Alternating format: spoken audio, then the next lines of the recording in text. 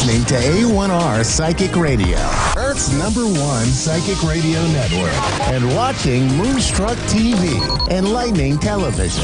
Welcome. Time for the Ask Rebecca radio show with Rebecca Russo. Live from AskRebecca.guru. Connect direct. In North America, dial 888-454-2751. In London, 20-3519-2158. In Sydney, dial 02-8488-3147. Or online, contact us through our Facebook page, facebook.com/psychic radio. Or one of our websites, askoneradio.com or moonstruck.tv. This is the Ask Rebecca radio show on A1R, the Ask One Radio Network. Hi, everyone. Welcome to the Ask Rebecca radio show. Thanks for joining me. I hope everyone is doing well and making the most of this forced downtime. I think for the most part, if you can keep a positive attitude about it, it may not be so bad. We are officially in April, and currently we are also free of any personal planets in retrograde. However, that only lasts until about April 10th, and then Venus retrograde shadow period begins. And Venus rules the area of love, self-esteem, and money. So we could see some major challenges, breakthroughs, and blessings surrounding those areas of your life. April is going to usher in lots of energy, which could also have you feeling excited, creative, and impulsive. The downside is that you could try to rush or force things, and for some, this energy could cause reckless and extreme behaviors to the point of potentially emotionally, mentally, or physically hurting yourself or someone else. So really become aware of what you're feeling, thinking, and doing, and what your actions and everything are. I do feel like, again, just be aware as best you can. This could also be a month where you will be tested on how conscious, aware, and positive you are or aren't. And, you'll be tested in that area through challenges. So you can either respond with a positive outlook or you can respond with a negative outlook. We always have a choice. We do have control over our emotions. So try not to get sucked into negativity, fear-mongering, or panic. It solves and changes absolutely nothing. It really is just a waste of time and energy, and you just make yourself crazy and the people around you too. So just focus on the positive aspects. We know the reality of the situation, right? I do feel there is a possibility we will be experiencing some news and information this month that could be shocking. Humanity is entering a new beginning, and whenever that happens, it's important not to take your old baggage with you. So try to see everything that is happening with a fresh set of eyes and from a higher perspective. If you're anything like me at all, then I feel you would strongly believe in a loving, infinite intelligence, or in other words, a loving God. Then it shouldn't be too difficult to expand your trust that everything is divinely orchestrated for our highest good, even if that comes through the form of challenges, because they are the greatest catalyst to learn and grow from.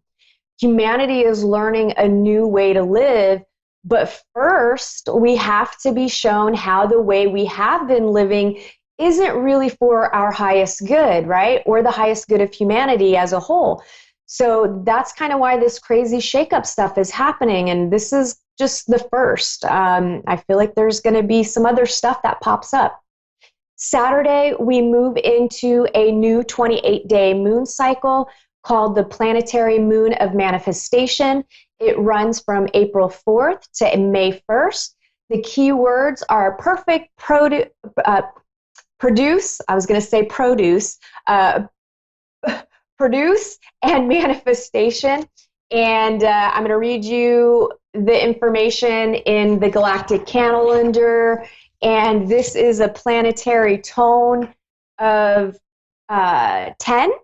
And 10 represents the principle allowing manifestation to occur based on the coherence of the preceding 9 numbers.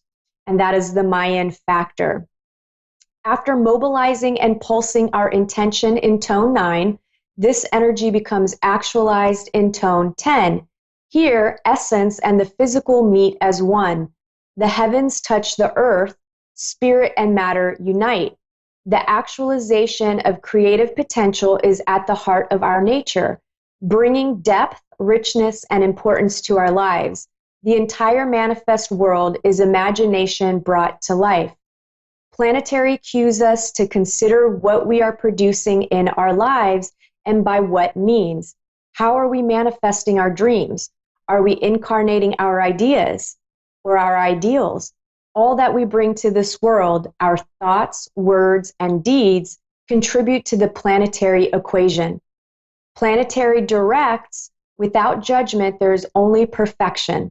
To achieve maximum productivity, strive wholeheartedly to perfect all that you endeavor, yet also accept that there is an already existing inherent perfection in all that is manifest as it is, simply because it is manifest.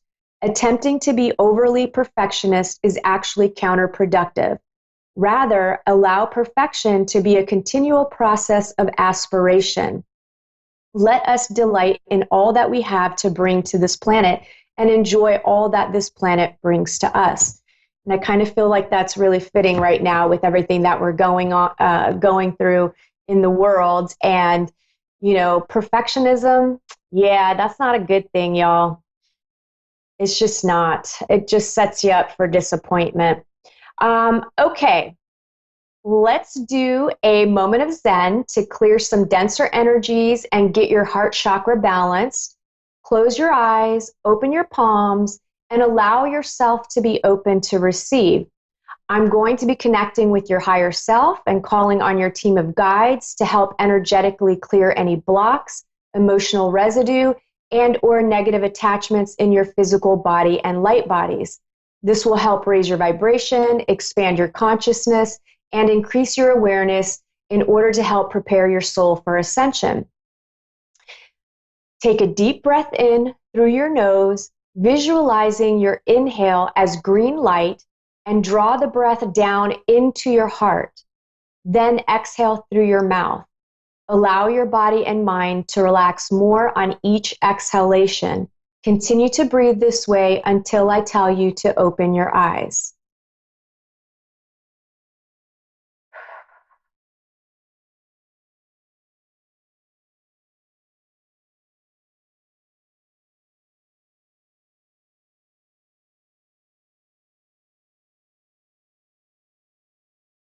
A little heart chakra tone for you.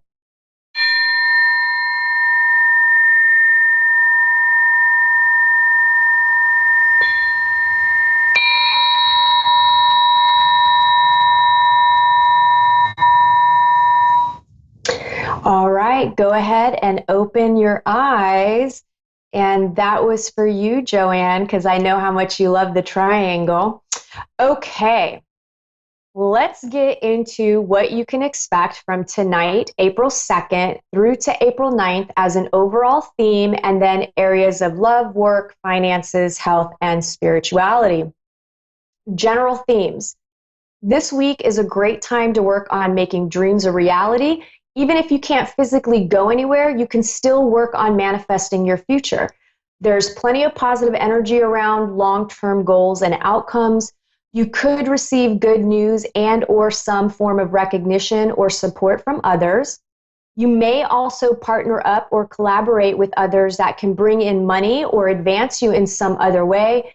And many may experience spiritual insights, major spiritual awakenings, romance, and inspiration. So there's a lot of positive energy that is around. But as usual, we do have somewhat of an intense month. So it's going to be a mixed bag of energy, right?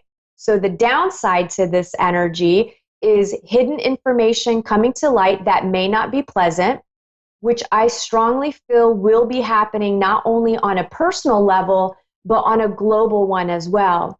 And it may not happen exactly this week, but I feel pretty confident at some point during the month and beyond, we'll be seeing some hidden truths revealed worldwide. You could also experience the following through your own feelings and emotions, or through others projecting their feelings and emotions onto you. And more than likely, this will manifest itself as a combination of the two, right? Because we mirror each other. Everything is a mirror reflection. So, whatever you're putting out, you're going to get back. So it's going to be a combination of of those two things. What you could experience is confusion, high emotions, self-doubt, uncertainty, judgment, criticism, harshness, negative karma, drama, unpleasant surprises, ego flare-ups, some hostility, some aggression, car accidents, physical body issues, and lying. The other part to this is learning to put energy into solutions and plans to improve any situations. It's also about learning from your mistakes by seeing how you contributed to the problem. It's about being able to see your own role in everything that you're experiencing in your life, whether good or bad. All this stuff is happening because, again, we have to kind of shed light on our shadow sides. So some of the uglier parts of ourselves and others and the world are going to come to light. They're going to be revealed because we have to be able to look at these things in order to move past them, right? It's all about awareness, acknowledgement, and acceptance. Another big lesson happening this week and the weeks to follow revolves around secondhand knowledge, believing something because that's what you are supposed to believe, not because it resonates inside of you. Doing things because someone told you to do them, not because you actually want to. The big picture here is this will play out on the world stage with our government leaders and those in positions of power who have been running the world. Some have blindly trusted, followed, and believed the secondhand information from the powers to be who do not have the best interest of humanity in mind. That's not all the powers to be, but there are some that could care less about humanity, and it's more about power, control, and greed. The small picture playing out here is that you'll see this happening in family dynamics and relationships that are around you. All will be revealed between the seen or known and unseen or unknown. Work, for those of you employed, we've got a mixed bag, right? Some of you are still working, you're able to work from home, some are essential and still physically going to work. Then we have several people that are laid off or on furlough. And those of you who have hated your jobs and thought you were stuck where it was impossible to make a change, I do feel like you will be realizing that you absolutely can make a change, and you will. This situation is really going to be showing you that what you have is not permanent and that you can make changes for the better. I'm also seeing more layoffs and furloughs and changes happening with people's work status. Those of you that are looking for a job, obviously there is not much happening right here. Even if you were terminated or laid off before the coronavirus hit, due to the emergency package, you will still be able to apply for unemployment. So if you haven't, apply for unemployment. Do it.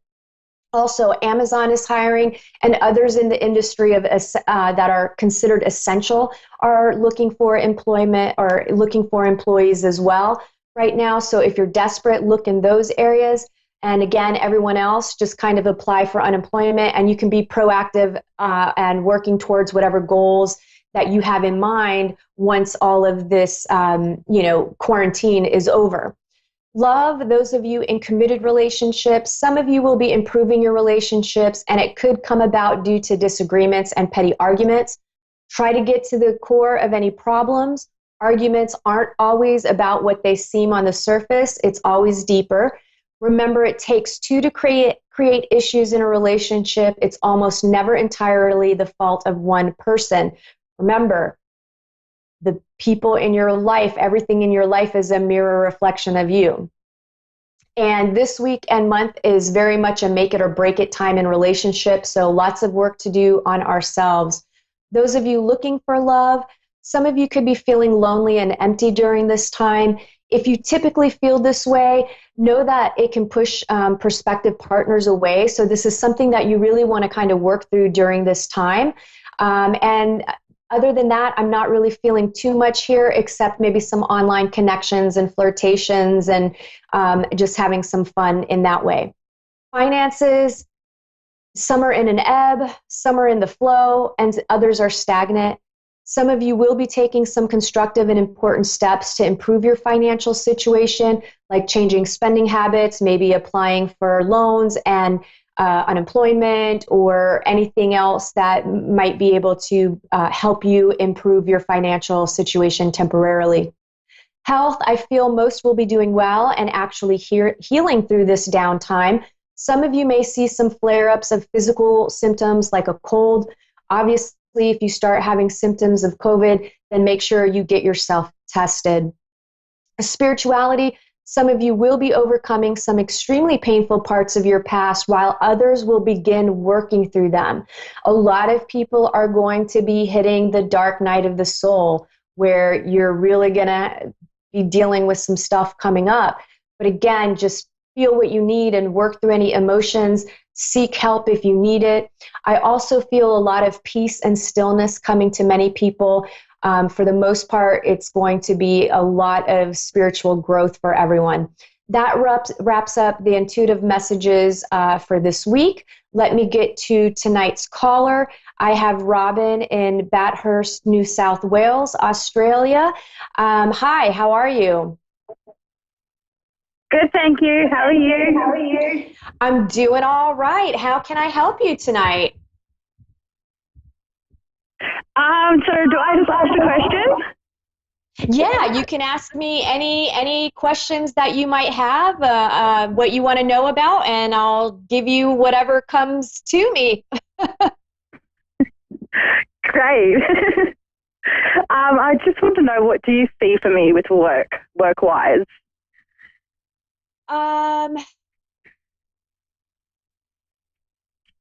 Well, it's a little, I almost feel like there's a part of you that's having like this urge to get out of a current work situation if you are still employed right now during this time. So I just really kind of feel like you want a change. Is that in alignment with where you're at? Yeah, sort of. Just certain things make me want to do something else. Yeah. Yeah, I just kind of feel like you want a change, and you're having like, and this might build, right? Where I feel like you're just going to have a powerful urge, like it's a feeling, it's a strong desire to just change your situation and change what you're doing. And I feel like it's really important that you don't disregard your feelings that are coming up, but I also feel like you have to kind of plan for your transition, because there's a part of me that feels like you're not really 100% sure what you want. You just know that you want change. So I feel like you have to kind of connect with yourself on a deeper level to find out exactly what it is that you want to do, right? I feel like you have to weigh the pros and cons. Yeah, so once you do that, once you have your game plan in mind and you have your plans ready to go, at that point, I can see you making that leap of faith. I feel like because we have a little bit of a fluctuating timeline with the virus, I feel maybe some significant changes with your career sometime between June and September, because I feel by December you're in a completely different job. So I would say you're going to see the significant changes happening sometime between June and September, and I feel like definitely no matter what, even if the timeline shifts a little bit, by the end of the year you're definitely just on a different path. I feel like you need to connect with your passion. Okay. There's a part of you, I feel like there's a part of you that really wants to kind of try to do something on your own. Yep. Thank you for that. Can I ask another one? Yeah, of course. Yeah, we still have some time. So we have about 8 minutes, I believe. Oh, great. I was just wondering, what do you see for my love life?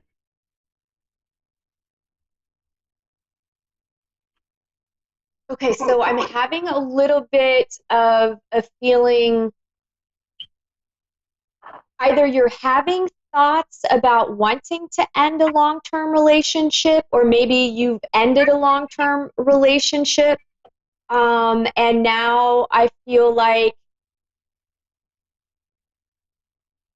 have you left already, or are you thinking about leaving?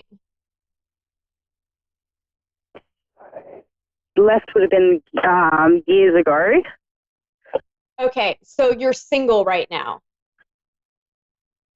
Yes. Okay, all right. So it's difficult to tell because a lot of times, unfortunately, even though we end relationships and leave them, sometimes we are holding on to baggage. And I do feel like there's some stuff that you haven't completely, I kind of feel like some of the difficult parts of the past relationship that you've had, you haven't really fully gotten either complete closure or fully let go of on a subconscious level. So I feel like there's a part of you that wants to be out there and you want to have love come into your life, but at the same time, you're afraid and you're not fully engaging with the world outside. And like, I almost feel like maybe you've become a little bit of a hermit at times.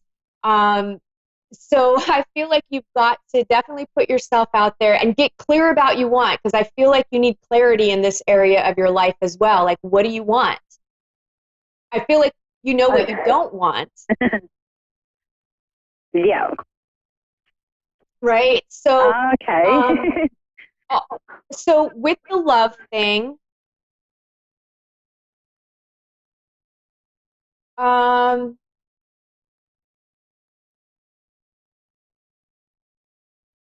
is there somebody that you're interested in? Like, is there somebody that you're kind of having like a flirtation with, or maybe it's not quite,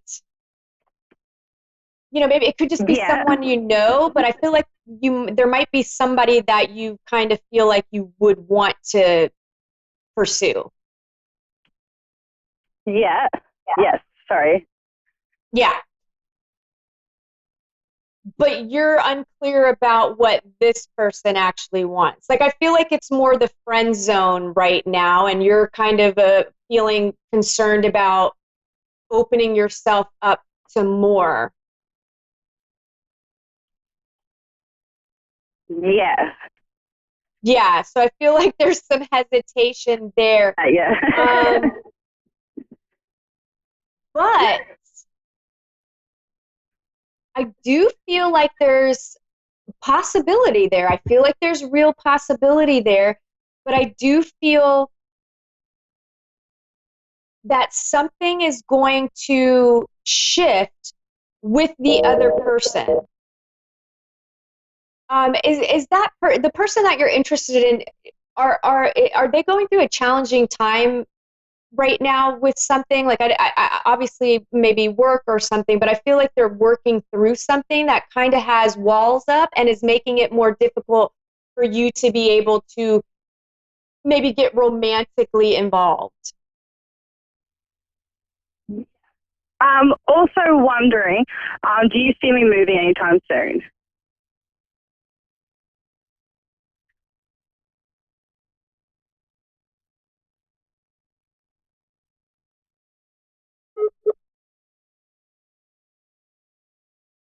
Technical difficulties and are frozen in time. Pardon? Okay. Robin, were you able to hear the last thing I was saying? No, it cut out. Sorry. I was asking if the person that you're interested in, I feel like they're going through a challenging time with something besides the current situation, with the virus. I feel like there's some difficulties happening in this person's life. And that could be part of why maybe there's a wall up and you're not able to cross over into, something more romantic. Do you know if that's the case with this person? Yeah, it is. Yeah. So I feel like that is really causing a lot of the disconnect between the two of you in some way.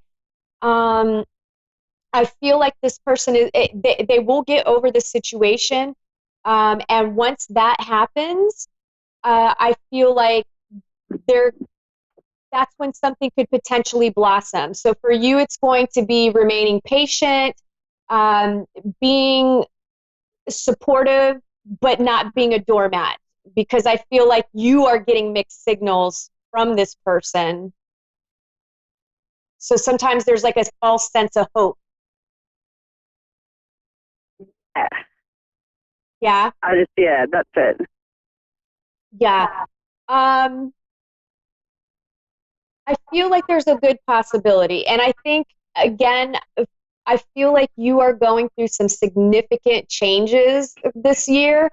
And I feel like when it comes to your love life, there is a good possibility that everything is going to kind of dissolve in a flash. And then you are going to be in the position to be maybe dating this person or someone else. I kind of feel like something more blossoming in the love department for you that feels like more of a real commitment next year. But it could be next year. This could be the foundation year. You know what I mean? Especially if it's that person that you're connected to right now. Yeah. Okay, I only have 60 seconds. I hope I was able to answer your questions, and I appreciate you calling in. Everybody else, Thank you very much for that. Thank you. Everybody else, I look forward to connecting with you next Thursday. Have a great week. Bye.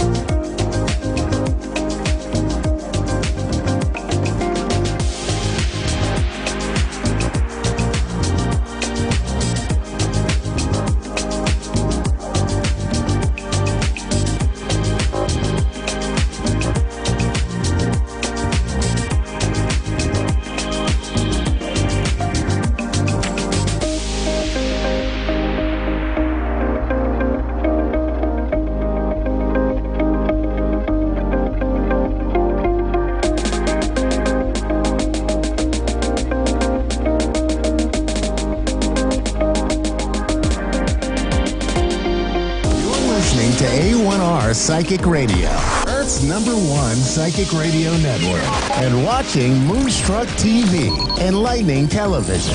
Welcome. Time for New York City Celebrity Psychic with Perry Lyons. Perry Lyons. Live from PerryLyonsBrilliance.Wixsite.com/Perry Lyons. Connect direct. In North America, dial 888-454-2751. In London, 20-3519-2158. In Sydney, dial 02-8488-3147. Or online, contact contact us through our Facebook page, facebook.com/Psychic Radio. Or one of our websites, askoneradio.com or moonstruck.tv. This is New York City Celebrity Psychic on A1R, the Ask One Radio Network. Hi, folks. I'm Perry Lyons, New York City Celebrity Psychic, and it's great to see you. I just love having you here every week. It's a joy. So, obviously, these are strange times indeed. It's interesting because every single professional psychic or intuitive or medium I know, nobody picked up on this. Not one. And I went into meditation and asked, why is that? And I got a really interesting answer. Well, I thought it was interesting. And the answer was because if y'all had been prepared for this, y'all would have, why am I saying y'all? I'm from Brooklyn. You guys would have sort of separated beforehand in the preparations. You would have separated into class divides and groups and cliques. And this way, we're all getting a taste of what it feels like to be equal in a lot of ways. The other thing is that I've been spending a lot of time in what are called the Akashic records. They're, and they're vinyl. No.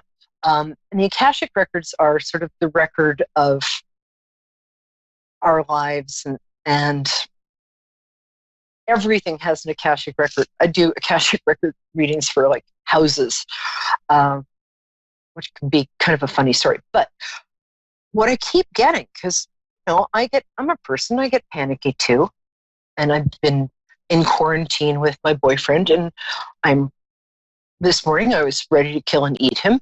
It's better now, but this is a weird time. So I went out, I was a little panicky, and I said, is everybody going to be okay? And I'm in no way downplaying the seriousness of this. In no way. Stay inside. Wash your hands. If you must be around people, keep a 6-foot distance between you. All of that's really important. I'm the daughter of a public health official. So it's important that you practice all of those. But when I went up, I kept getting from the Akashic records that it's going to be okay and things are going to be better after this. I'm like, you obviously have not invested in the stock market.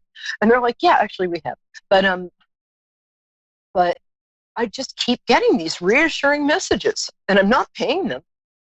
And I go to what I call my guides, and my guides are like, people are really going to be fine. This is a time when that's been given to us to find out what our values are, who and what we love, what is really important to us rather than what our fantasies are about what we should be doing.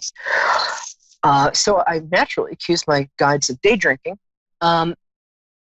But I know this is a hard time for everybody. Oh, we have Christine in Ontario. I love people from Ontario. Give me one more minute, Christine. Just hang out because I really want to talk to you. I've got something to tell you. Anyway, so what I want you to know is that, I'm a New Yorker. We're not optimists. But still, whenever I go to my guides or I go into the place where I get information from, which is Trader Joe's, I keep getting the same things. And what I get told to do and what I'm going to pass on to you guys is that this is a time to, maybe get a meditation app, learn meditation, spend time with your kids, whether you want to or not. A lot of people are in the homeschooling thing are learning that they're terrific teachers. Have some patience. It's going to be okay. By November, we're all going to be fine again. We're going to have slowed down a bit. And we're also going to have the opportunity for people to be recognized for who they are and what they are and what they give to the world just naturally in their existence, rather than how famous they are, how well dressed they are. Because honestly, I've been wearing the same thing for 2 weeks. No, I haven't, but it feels like it. It's going to be a better time. And I'm not saying that in a Pollyanna way. I'm saying that in a I was really surprised to keep getting told that. And before we get to my lovely Ontario buddy, I just want to say this show is dedicated to all the medical workers everywhere who are heroes. I'm going to read some names because these are the names. I go to this clinic called Evolve, which is in Annapolis, and it's the people there are the most committed, dedicated professionals. And to me, as I read each name, I want you to think of 100,000 people lined up behind each person, 100,000 health professionals. And I'd like you to just take a moment as I'm reading these names and send positivity and gratitude and loving energy to both the lovely people whose names I'm about to read and also the 100,000 people they each represent, if not more. So I'd like to say thank you, and just, you guys are great. To Sherry Perky, Stephanie Cusco, Joanne Wang, Leah, I hope I'm saying Canale, Lily Goldstein, Juliana, Will, Lori Bond, and Anna, and Dr. Friedman. That's not actually his first name, but and behind each of those people are these dedicated, kind, really gifted professionals, are just a legion of people. People are coming out of retirement in New York City and everywhere else, doctors, to work as volunteers. It's amazing. So people are good, and we're going to get through this, and we're already there. Keep your focus on what you love, who you love, and on the fact that how appreciative we're all going to be of the regular everyday activities we always took for granted. Okay, thank you guys.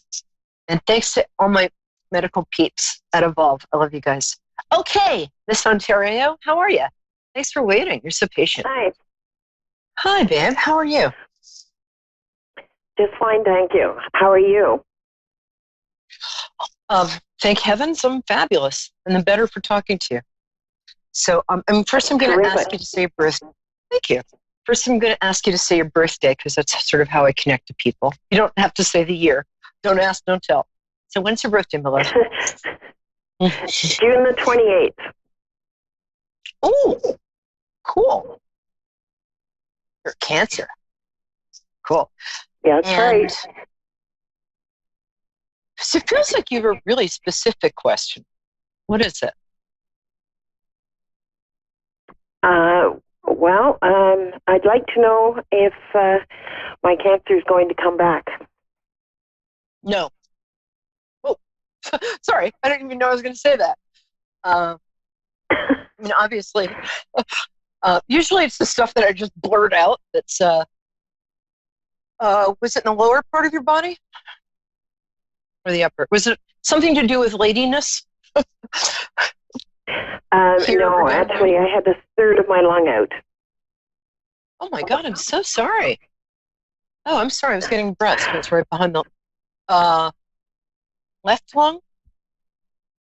Right lung, upper lobe, 8 nodes that were fine, and I have COPD and asthma.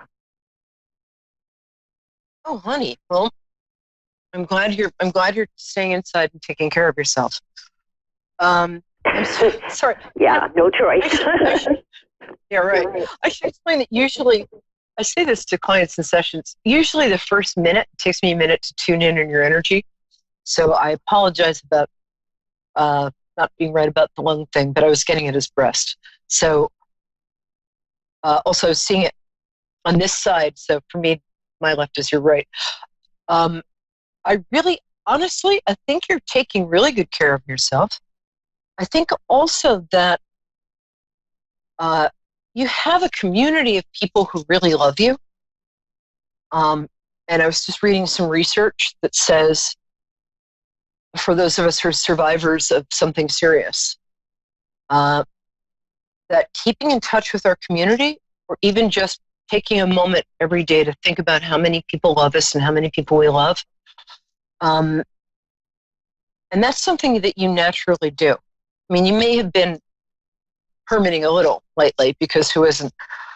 But no, I don't feel, obviously keep going to your doctor but I really feel that you're past that. And I feel that the next part of your life is, in a strange way, going to be really good. So I almost want to say that the best part of your life is ahead of you.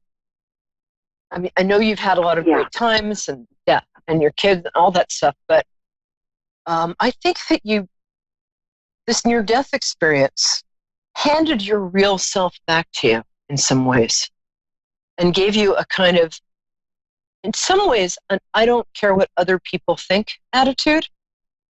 In the past, I feel like maybe you were a bit of a people pleaser, or you wanted, who isn't, but I feel like this experience has focused you. And now that you're focused, you don't need to do it again. But I really don't feel it's going to be back. And I have to tell you, I tend to be right about this stuff. And obviously, please continue with everything you're doing to keep it in abeyance. But have you discovered any talents or any things you love, or any aspects of yourself since all of this happened that have surprised you, or that you really enjoy? Yeah. Yes, just before I was ordained, and with the marriage privilege. And yes, it has changed my life. And I even started giving some services at the United Church, and brought them in the stone person for energy. Oh, yeah, you're very spiritually connected. And that's, I think, the thing that's going to, there is a lot of grace around you. And I just don't mean if you have like a dog named Grace. You're walking in grace. And you live in gratitude. Really, of course you have funky moments, because who doesn't? But you live in gratitude. And those things, you have such a strong connection to your higher power, God, all of that. So also, I was just reading this beautiful psalm in Isaiah that talks about how your word goes forth. It's so beautiful. If you contact me on Facebook, I'm Peri, Peri, Lyons, Lyons. I'll send you that. And I'll also give you like a free 5-minute, 10-minute follow-up, because you have a lot to give the world, girl. I'm sorry, this girl. Thank you. The other thing is, you really have a gift for have you delivered a lot of sermons? You have a gift for connecting with people, and you have a gift for communication. You're a hell of a writer. I have been told that I've helped some people out with sermons, and even had the conversation with a Chinese gentleman in a bank, and said that I had answered questions for him that he had had most of his life. But I'm really into helping to heal other people, and I have a couple of people who are struggling with cancer right now. Healing is much easier than people, at least it is for me, and it will be for you, than people think. It's, I work with, I give treatments for free to sick people. I can't right now, but just, if you just sort of hover your hands over them, you'll be guided to, and you don't even have to touch them, because that could lead to lawsuits, but hover your hands over them, and then just feel the presence of God, or higher power, or unconditional love, whatever you want to call it, and just be part of that, and have them be part of it. It's, if that makes sense, it's kind of that easy, and you have a real gift here.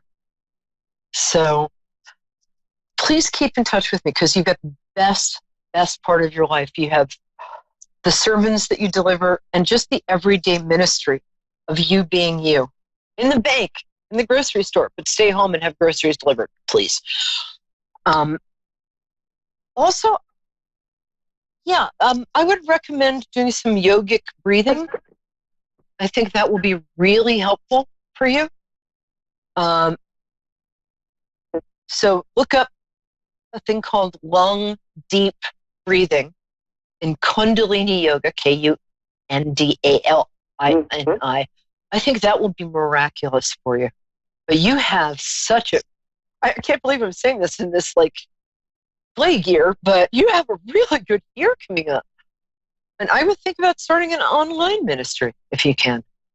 Just talk to people. People need to hear your voice and they need to hear your words. And no, I absolutely don't think it's coming back. I think that you're here for a reason. I mean, obviously, people for whom it does come back are also here for a reason. But I think that you have a real glow, my dear. I hope that helps. Will you get in touch? Bless you. God bless you. Most definitely I will, Connie. Thank you very, very much. All right, my love. You've been very helpful. Brooklyn girl. Oh, thank you. Hey, well, I love your energy. It's a very grace. You're filled with grace. So, all right, my love. Thank you. And I'll talk to you soon. That's a promise. Okay? All right. Now we have a Brooklyn girl. Hi, baby. Where in Brooklyn are you from? Yes, hello? I'm in Brooklyn, New York. Hi, sweetie. Yeah, I'm from Brooklyn. Which part are you from? Well, so I don't really like to say, but it's, around the Ocean Parkway area. But I don't really like to say online because I never know. No, of course not. I just meant what neighborhood. I'm in, sort of Brooklyn Heights, downtown. But I love Brooklyn. Fourth generation Brooklyn. So, tell me your birthday. So that's how I connect with people. And then it feels like... What is your birthday? It's March the 6th. It's March the 3rd, 1954. March the 6th? You're Pisces too? Yay! Yeah, March the 3rd, 1954, yeah. Awesome. All right, my darling. Do you have... It feels like there's a question or two that you have in mind. If you don't, I'll do a deep dive. But what would you like to know, my angel? Well, I like to be connected with my mother, Dorothy. She passed away suddenly, and well, I don't want to talk too much. I want to see if you can help me. Everything happened so quickly, and well, I can't tell you everything. I just want to know if she has a message for me, if she knows my struggling and all that I'm going through, if she's helping me, or what she's doing for me, like what she thinks. You know, the way she left was unbelievable. It was like 1 minute totally here, and then the next minute, oh my God. Did she have an old, I'm not saying her name is Thelma, but did she have like a really pretty old-fashioned name? I don't want to say Thelma because that's not it. Dorothy. There you go. Dorothy. Yeah. It's from the same era. And she was, oh my God, I love her energy. She's so fun. Did she have dark hair? No, I mean, maybe she has blonde hair. She had blonde hair? Oh, was she originally dark? Okay, that's all right. Well, maybe I'm getting somebody she's hanging out with. Sorry, mediumship on demand is a little hard, but I'm going to do it. Okay, Dorothy, hang out. I feel like she was a little on the petite side and a little curvy. Is that correct? Petite, you said? Well, like 5'4". Yeah. No, she was only 4'11". You were psychic, so don't you know? You know what I mean? Well, if I said petite, did you say 4'11" or 5'11"? No, 4'11". What did you say? You're asking me a lot of questions. Petite. Petite I would like means you small. to tell me, not ask me. Could you please tell me, not ask me? Yes, dear. I said she was petite, and you confirmed that by saying she was 4'11". So when I said she was petite and curvy, she was a little curvy. I'm sorry I got the hair color wrong, but I do think at one time she had dark hair. And she was curvy, and she is also interesting. She was a very sharp truth teller. She could be very quiet and tactful, but she would really tell you the truth, no holds barred, occasionally. I want to know a message. Why did she die? How did she die? I want to know the messages. Well, first I have to describe her to make sure I'm getting the right person. So I said petite. You didn't say if she was curvy or not, but that's what I get. I get that she was also a hell of a cook and took care of everybody. You have a grandson you're worried about, it feels like, or grandchild. And it feels like... What? It feels like you have a grandchild you're worried about. Or she is... Sorry, she has a grandchild. No, she has a grandchild. I'm not even married. No, there's no grandchildren. She has a grandchild, not you. Sorry. She has a grandchild. I misheard her. She's talking long distance here. I'm psychic. I'm not God. No, wait a minute. She doesn't have any grandchildren, my mother. You don't have a brother who's... No, my brother's dead. He never had children. All right. Absolutely not. Okay. Then there's somebody... I apologize. Mediumship, I'm usually right. But, hey, sometimes I'm not. But, hold on. Let me get her.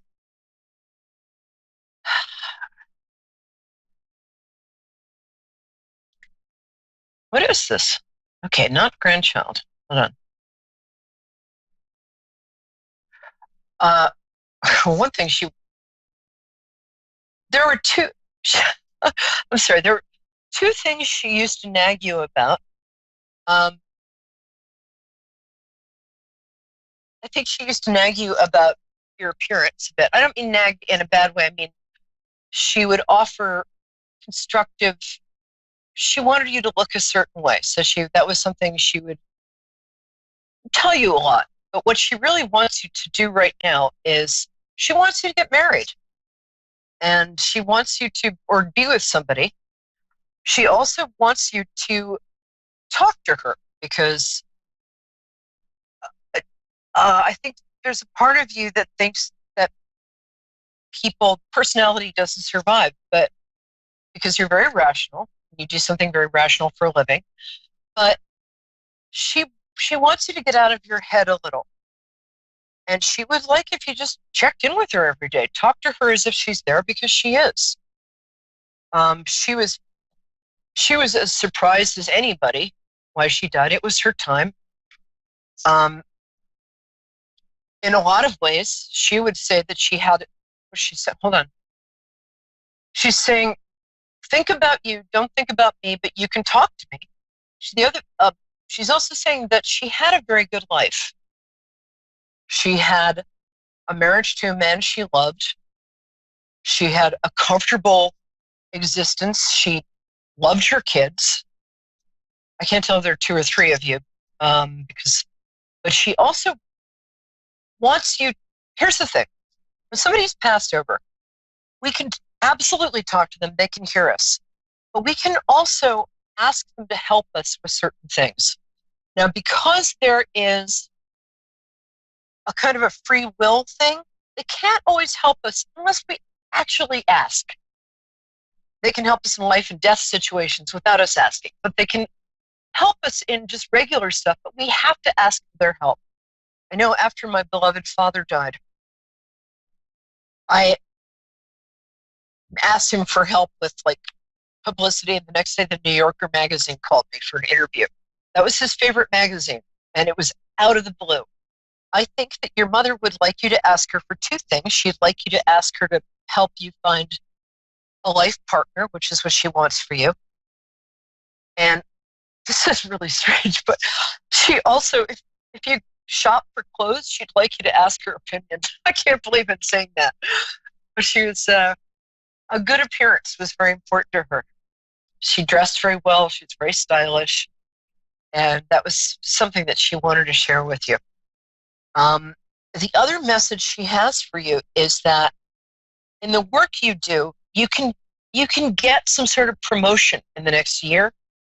I think you might have to get a certification or take some sort of course.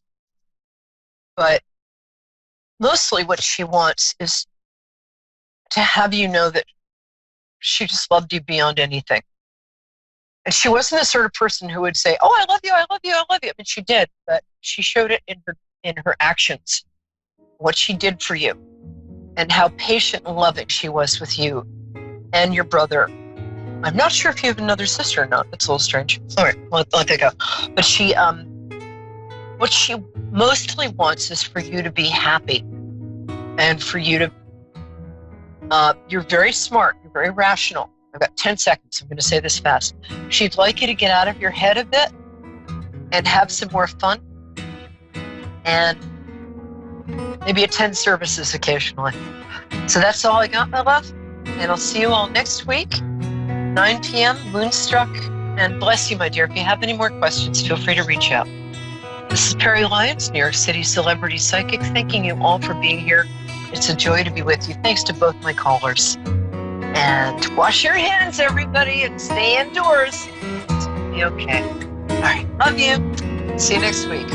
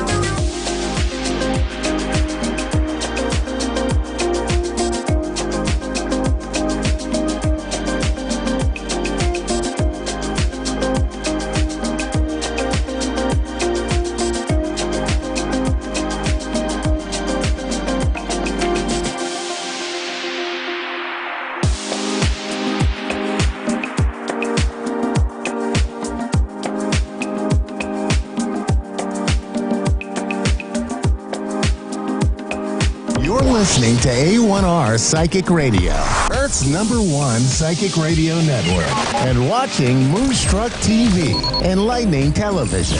Welcome. Time for Insights by Janita with Janita Francis. Live from InsightsByJanita.com. Connect direct. In North America, dial 888-454-2751. In London, 20-3519-2158. In Sydney, dial 02-8488-3147.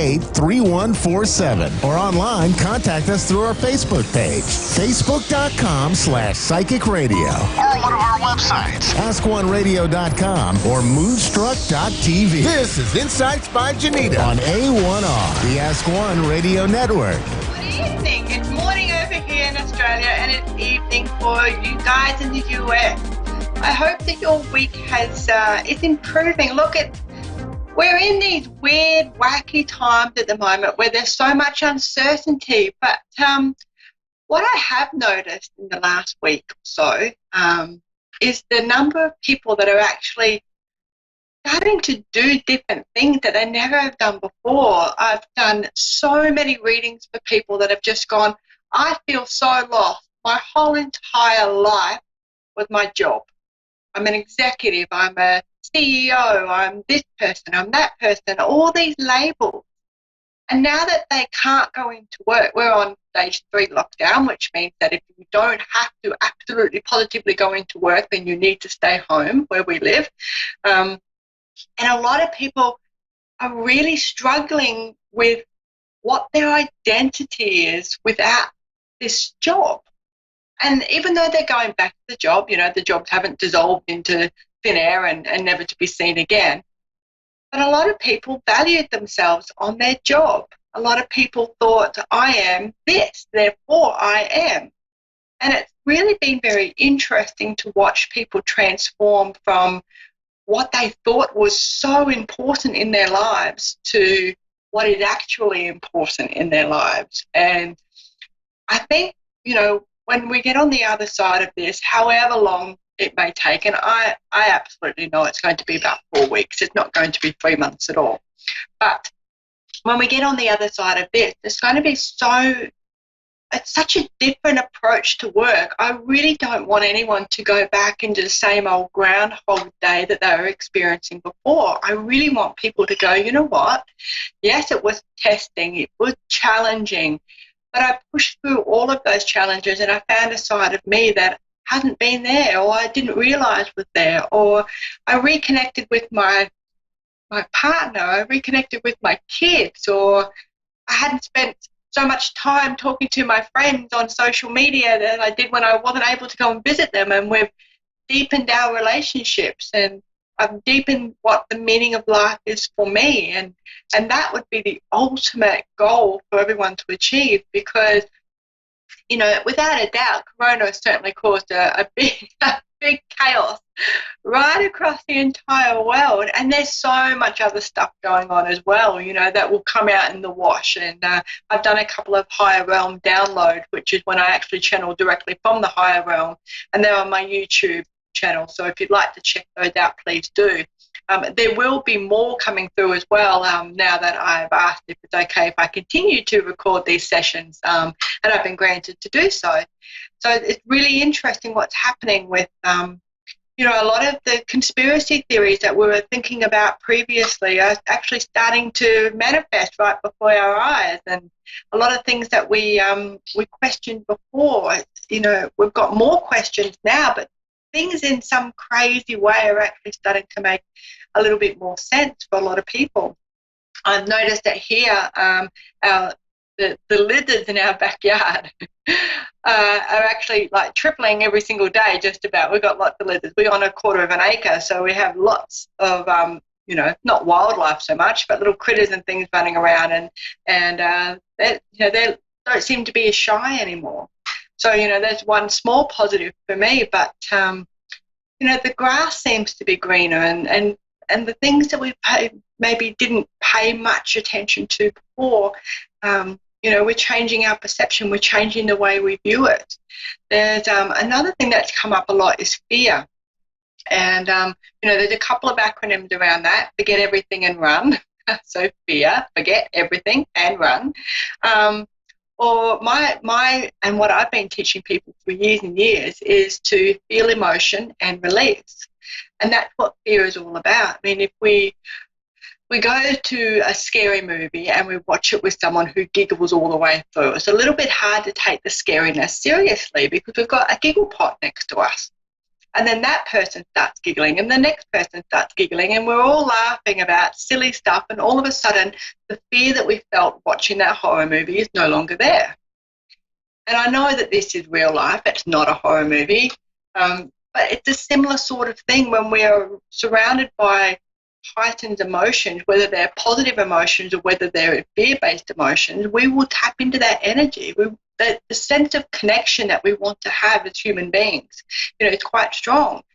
And unfortunately, it's fear that's connecting us at the moment. And, a lot of people are acting, in ways that they actually hadn't thought they'd ever act before.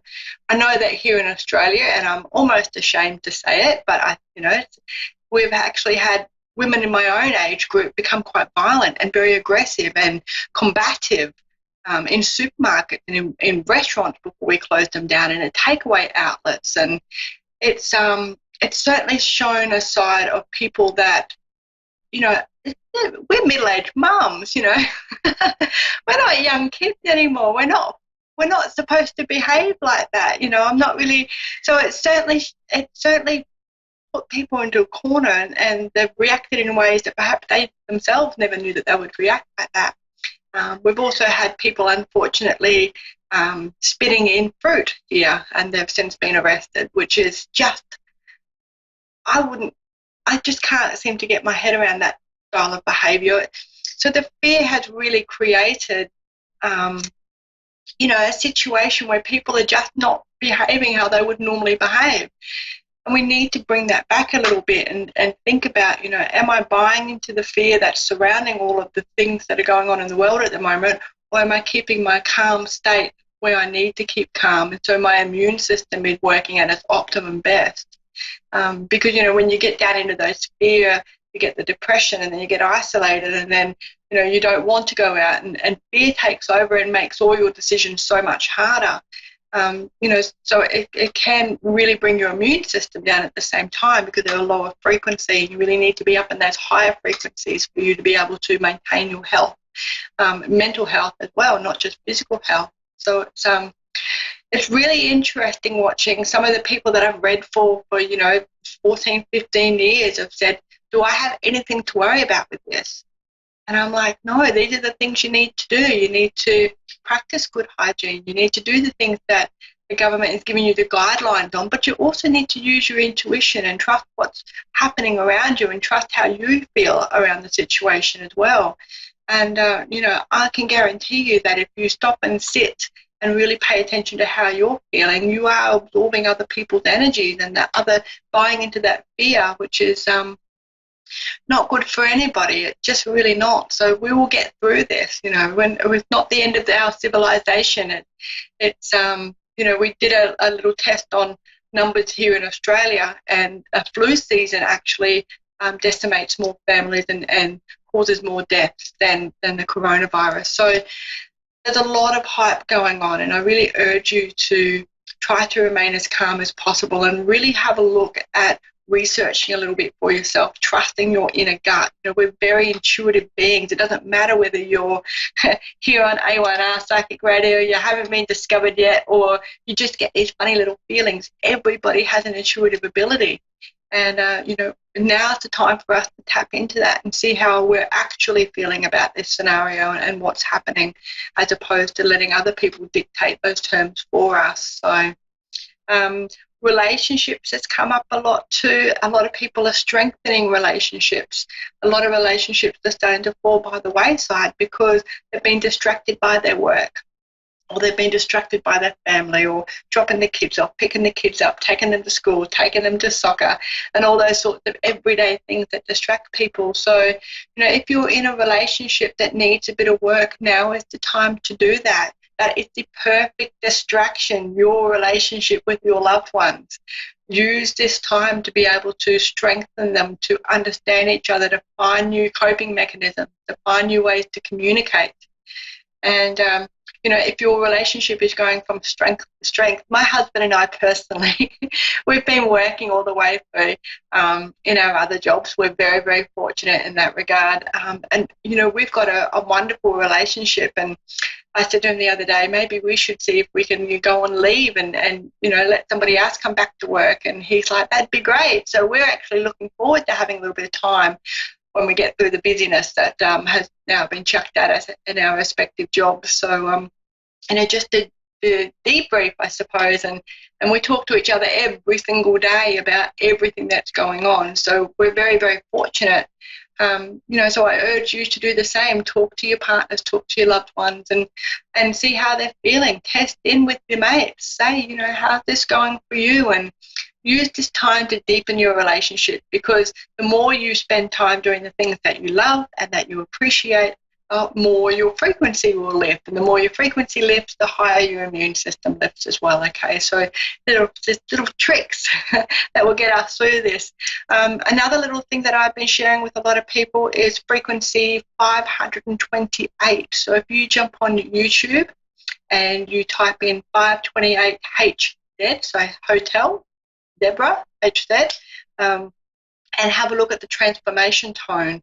And they're meditations that you can do that would just, when you listen to them, and they are like songs, okay? So if you find one that drives you a bit batty because it's not your style of song, just move on to the next one.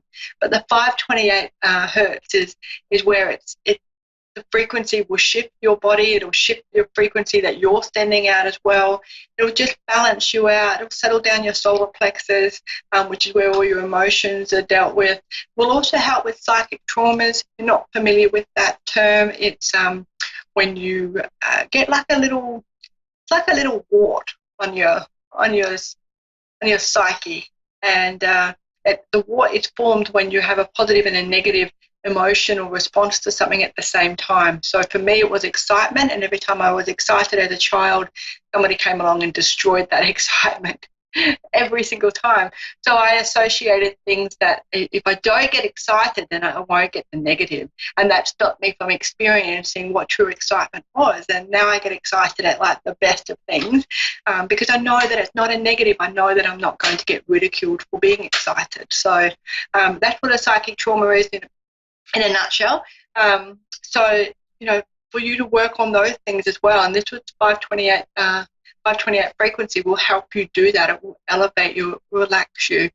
There's one in particular that I really like personally, and that is the one that has like a gold lotus coming out of the screen when you first start it. That is one of my favorites. I just find within a couple of minutes of listening to it, I just start to relax a little bit more. And I don't try to visualize. I don't try to do anything fancy. I do all the naughty things that you're taught not to do. I fold my arms. I cross my ankles. I lay down. I sit up, lay on the couch, stick cushions under my knees and my neck, and do whatever is comfortable for you. It really doesn't matter. We're such individual, complex people that, if you're comfortable, you will do it. If you're uncomfortable, you won't do it because you'll hate it. And the whole idea is to enjoy it and to do it often. So it's in your best interest. What else is going on at the moment? I know that within the next couple of days, a lot of people are actually starting to feel I actually have the worst headache right now. So I'm having a little bit of trouble formulating my words from my brain to my mouth. And a lot of people are experiencing different things. They're going through different purges and different shifts. And some people are getting vertigo, so they're feeling a little bit dizzy. It kind of feels like your blood pressure is off, but you haven't just got up too quickly or sat down too quickly. So it's there's lots going on. Some other people, I had a lady tell me recently, she said, I don't drink and I feel like I've had too many wines. And I'm like, that's your shifting, your body is processing all the changes that are happening in the world. It's not as busy. I can lay in my bed at night time and not hear sirens and not hear the normal chatter or somebody's music. It's really very quiet. I actually love it. I'm an introvert, so I'm really enjoying it. But the things that are happening for people and the shifts that are going on, the purging that's happening for us as well. A lot of people are just crying for absolutely no reason. I had a lady earlier today, she said we were just having a normal conversation about stuff, and she said, and here comes the tears. And when that happens, your body is emotionally responding to things, even, if it's not as elegant and it's perhaps you're releasing in other ways, if you get my drift, then it's still a release. Don't block it. Don't stop it. Don't tell yourself not to be silly. Don't tell yourself not to cry. Allow those things to happen, because that's how we nurture ourselves and how we water our souls and how we grow from the experience as well. And also stops the trapped emotions and it stops those emotional blockages that, in relationships is a good example. If you date a couple of people that are little buggers and, then dishonest, or they do terrible things or behave in ways that, is not exactly honourable, you tend to take those experiences yourself and you try not to make the same mistake by choosing those style of people. Or you go, oh, I've seen this before, it's a bit of a red flag. So you're using your experiences of the past to be able to impact your current decisions. But, and some people go from relationship to relationship, or they just don't go back to a relationship for a very long time because the hurt is just too much for them to process. So they stash it, they stick it in the hurt box and try not to visit it too often because it's just too difficult. So now's the time where all these things are going on to have a look and to scrutinize those times in your life and say, is this a hurt that I need to keep hanging on to? Can I get rid of the hurt and let go of all of that, but still take that lesson with me to, help me identify red flags in the future? So hibernation sabbaticals all around in this household, and I'm encouraging as many people as possible to really just take this time to learn about themselves, understand their boundaries, understand their moral compass, their ethics. If you've always wanted to look at a different religion, do it now. If you've always wanted to have a look at learning how to paint, do it now. There's lots of things that you can do. The internet we still have. Use it as often as you can, not to look up fear-based things, but to look up how to cross-stitch or how to edit videos. There's so many free programs out there at the moment that you can pop on your computer and put all your family pictures together and turn it into a video and put some backing music, your favorite song or something on it. So, learn how to do those sorts of things and take this time to get the hang of ourselves and to regroup and take our breath in and start to relax a little bit more into what's happening around us. I'm doing a lot of astrology charts at the moment, so I'm doing a lot of natal charts, which is where all your planets were right at the time that you were born. That is helping people understand their 7 sub-personalities, which is your 7 planets, and that make up your natal chart, the main planets. And that has been giving people a lot of comfort as well, because they're actually able to go, right, okay, I'm going to take this time to learn about this, or learn about my North Node, which is my soul contract, what I'm here for this lifetime. Numerology has been really popular at the moment too, and I think what it is because there's a spiritual side to it, but there's also a mathematical side. So people are still trying to apply logic so they can get their head around it, so it's something tangible for them to take control of while they're doing the spiritual stuff, while they're transitioning and they're purging and they're releasing things that no longer need to be in their lives. So it's very cool.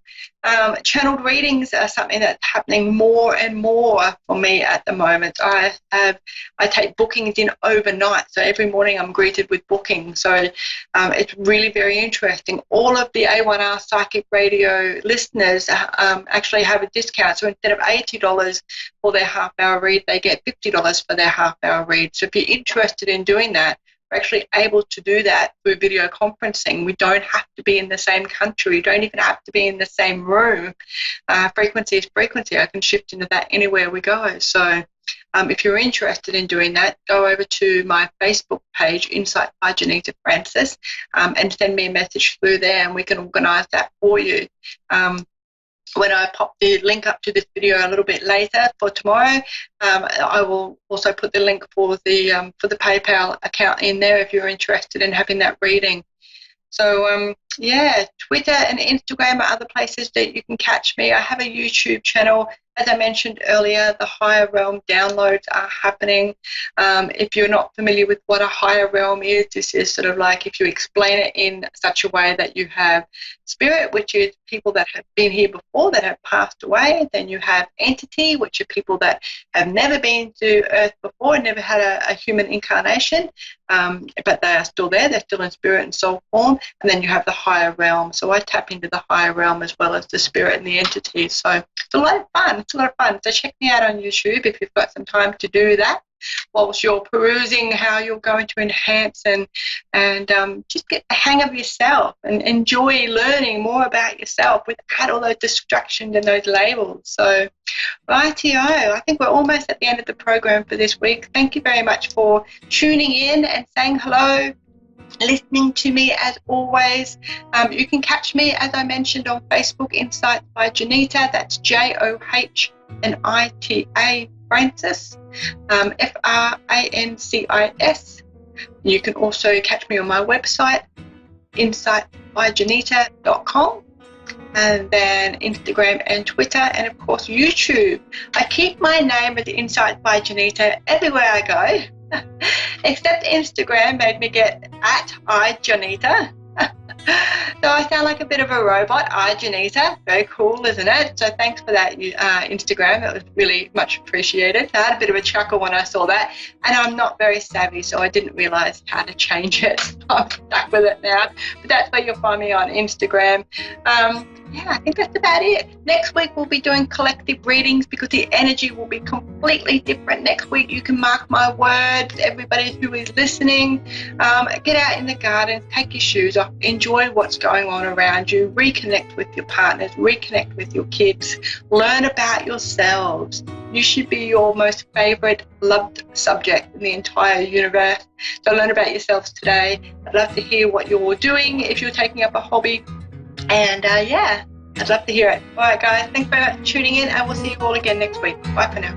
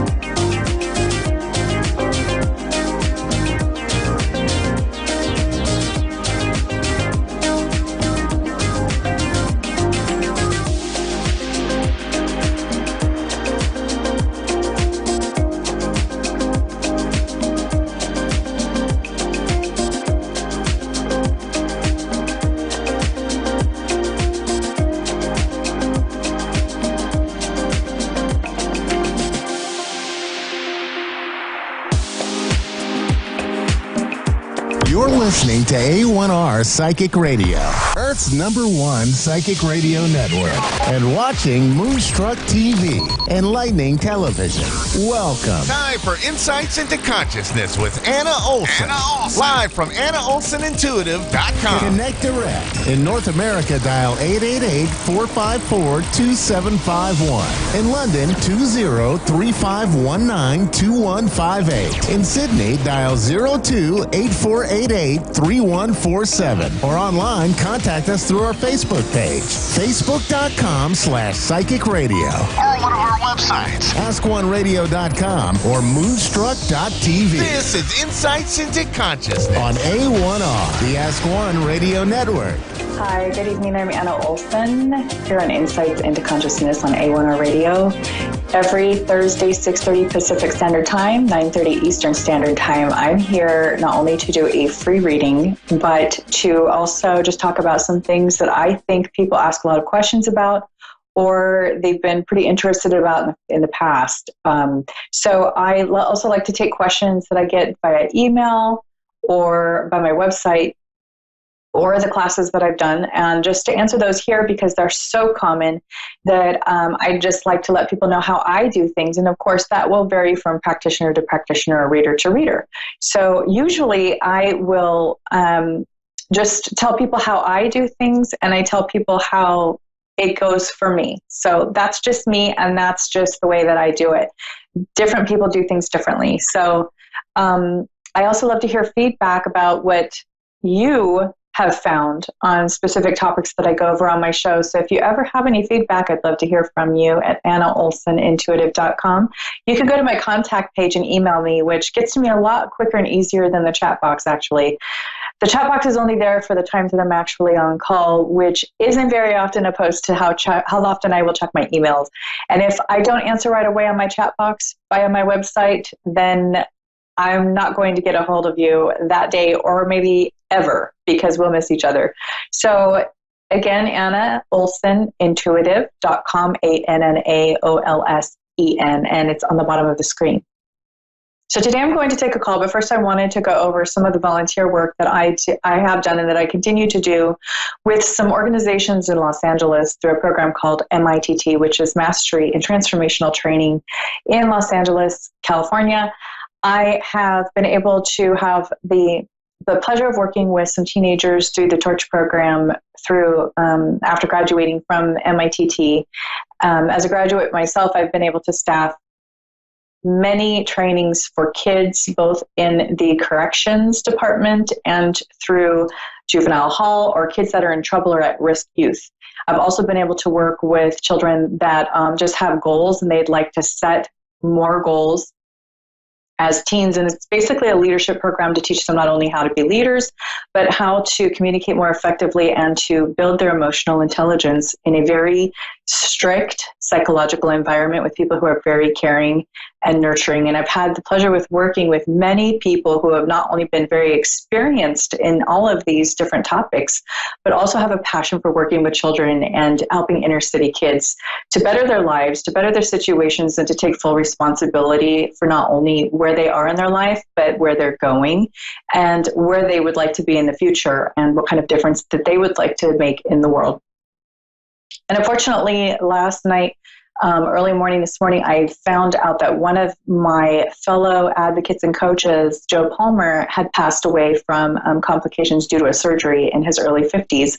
So in his honor, and remembering Joe Palmer, tonight I'd like to just mention the Torch Foundation. You can go to thetorchfoundation.org if you'd like more information regarding getting your child fully covered and having a scholarship to be put through the Torch Foundation, if they're at risk or not, if they just have had emotional issues, or if they're going through a lot for any reason. Some kids are having different sexual orientation issues, or sometimes they're just having trouble with their peers, or maybe with their goals, or exactly what they'd like to do in their life. And what's really great about this program is not only can you get scholarships for certain trainings in Los Angeles, but they're also done all over the United States and all over the world. So there are even some of these trainings being done for adults in China and Mexico.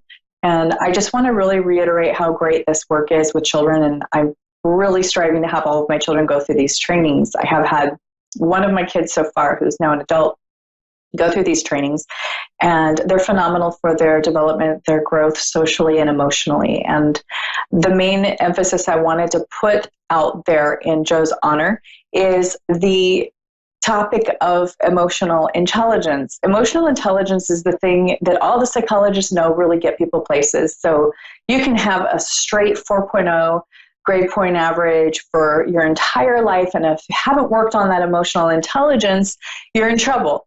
They show that people can even, have less of an education and end up going much further with their developed and advanced emotional intelligence than those who have not. So that is something to learn early as possible, hopefully when kids are either in their even infant stages all the way up until preschool, kindergarten, first grade. That's the time to really get them started on identifying emotions and feelings in others and being able to have a compromise and an empathy when working with others to really develop their relationships with others and to be able to work towards goals in their life with support from others and to really build strong emotional bonds with people in their work environment, at home, their marriages, and in their communities. So again, I would really like to extend the invitation to go to thetorchfoundation.org and to find out what you can about this wonderful organization and how you can get started in either having your child 13 to 17 participate or to even be a mentor after going through the trainings, because some of these kids go back and they also are a peer mentor coach, which is also a great opportunity for them, and it looks amazing on a college application and on a resume as they continue through their work in MITT or in the Torch Foundation. So that said, I just wanted to go into different ways that I have worked on my emotional intelligence and that we can always do better. Nobody's done, quote unquote, in learning about emotional intelligence. So basically, emotional intelligence is the ability to understand how someone else must feel and to properly and appropriately communicate how you feel. So if you want to Google that, it's a really great thing to look at. It's a great thing to learn. I have a caller. Her name is Michelle from San Diego, California. Michelle, how are you tonight? I'm fine. How are you tonight? Hello? Hello, Michelle. Hi. I'm here. Can you hear me okay? Hello? Hi. Oh, yes. Hi. Hello. Hello? Hi. I'm here. I'm going to check my connection real quick. It sounds like you're kind of fading in and out a little bit. So I'm just going to check real quick. Can you hear me okay now? Yes, ma'am, I can. Okay, great. So how can I help you tonight? Is there a specific topic that you'd like to focus on? Not really, nothing specific other than, trying to figure out how to do life right. Okay. I think we're all kind of working on that, right? I should hope so. Okay, great. So the first thing that I'm kind of thinking of is there something within career or relationships that you'd like to go over? Well, yeah, most of those relationships I suppose. My husband, he died like 4 years ago. So I'm not really in a relationship, and so. Okay, so are you?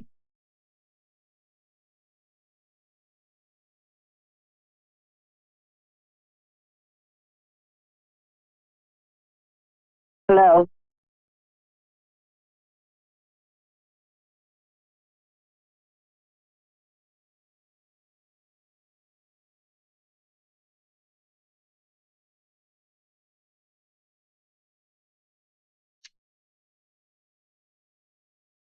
Done. Okay, that right there is in and of itself quite a feat. Thank you. So, The first thing I'm getting is the Four of Wands for you with your relationships with your sons. So basically that means that you've had a lot of influence over these boys. And are they all adults now? Like maybe the youngest one in yes, teens? They are. Okay. Excuse me? Is your youngest one still closer to teens or early 20s? Yes. Okay. And I'm getting that so far so good. You've been a great influence for them in raising them. And I'm wondering, is there any specific one that you wanted to kind of go over with how things are going with him? Kenneth, okay.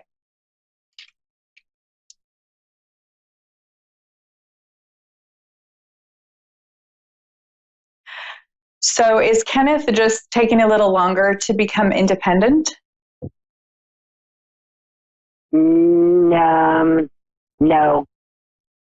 Okay. Because I'm kind of getting that there's more of the emotional maturity thing there with him. It's not so much that he's not doing well. It's more of a connection that he has with you. Okay. And I got something about money, and it's a little bit, I don't know. I'm getting that there is something financial for him. Okay. Yeah. So has that been something that's been ongoing?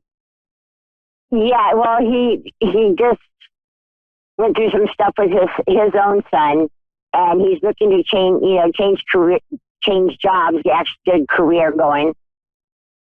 And he just doesn't know which way he wants to go. He doesn't know how to do it, and it keeps talking himself down. Like, who's going to hire you when you need the weekends off for your kid? You know what I mean? And I'm like, well, there's something out there for you. But I'd really like to know if things are going to go positively for him.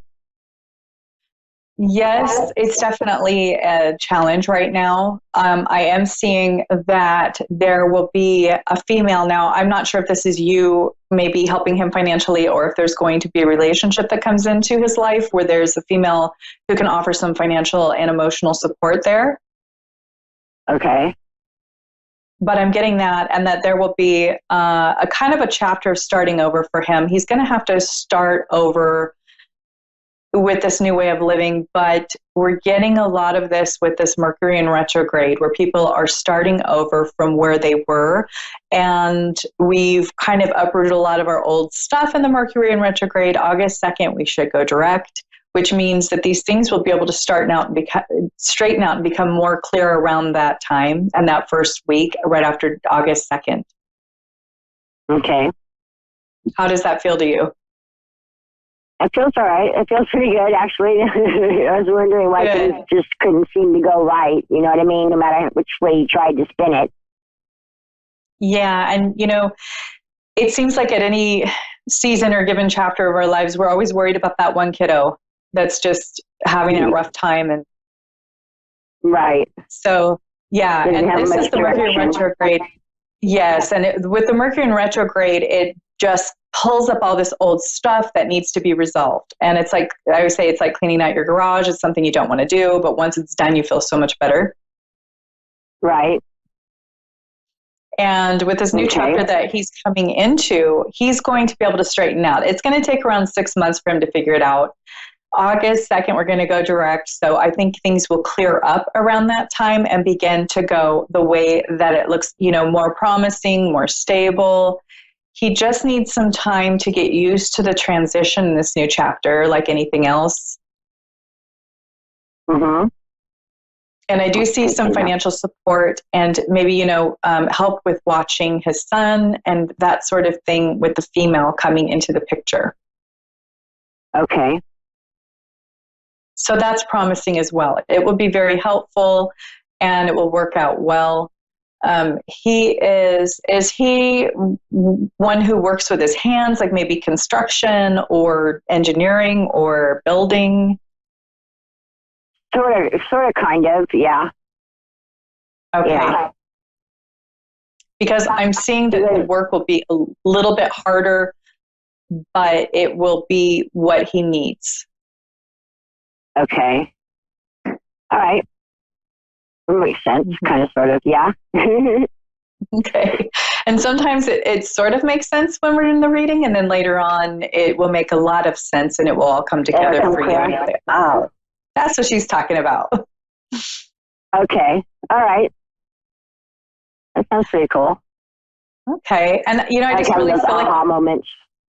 Yes, you'll have those aha moments. And I love to hear about them, by the way. So if you ever want to contact me and let me know about them, I love to hear about them. Okay. For instance, I just had done a reading, a medium reading with a woman. Does she know what that means? And throughout the whole reading, she could not place it. However, right after she got off the phone with me, she texted somebody that she knows, who knew the deceased, and they texted her a picture right away of a whole little table with a picture of Mary with the candles, exactly the way I had described it. So sometimes you have to talk to other people, and communicate with other people. And what that does is it gets people talking, it gets families closer together, and they begin to get closer because they feel like there's more of a teamwork, especially when there's something going on that's a little stressful, or if people are in grief or things like that. So that's a very common thing. It's less common than people getting it right away, but it does happen. Okay. And for you, I see you doing a lot of things that you just really love to do. So I'm seeing something almost like gardening. Is there something you like with gardening or outdoors? Oh, God, yes. Yeah, I'm an avid gardener. I've got tomatoes and strawberries and cucumbers and cantaloupe and watermelon and celery all growing in my yard right now. Wow, you are quite the gardener. I love that. And, I'm just seeing you being able to relax and just becoming more and more leisurely and doing the things that you enjoy more and more and more. And to not let anything cut into that, these things, I think it's great that you do that. And, it's going to be really healthy for you. I feel like you've always been really healthy that way.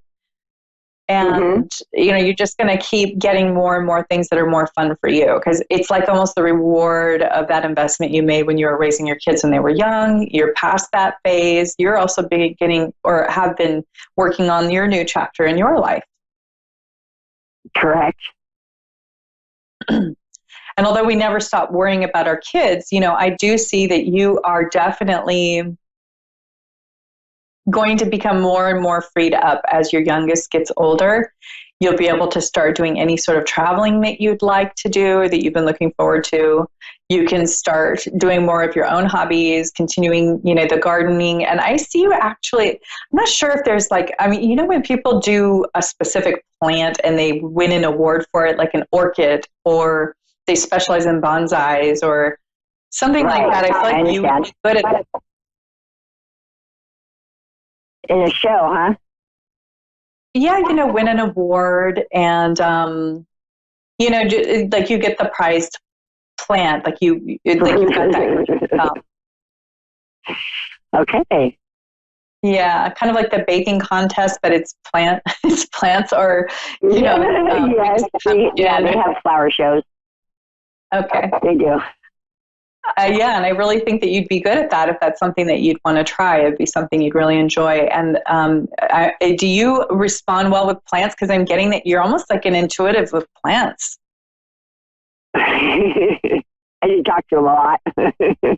Okay, so you talk to your plants, and that's probably why they grow so well. You communicate with them. Okay.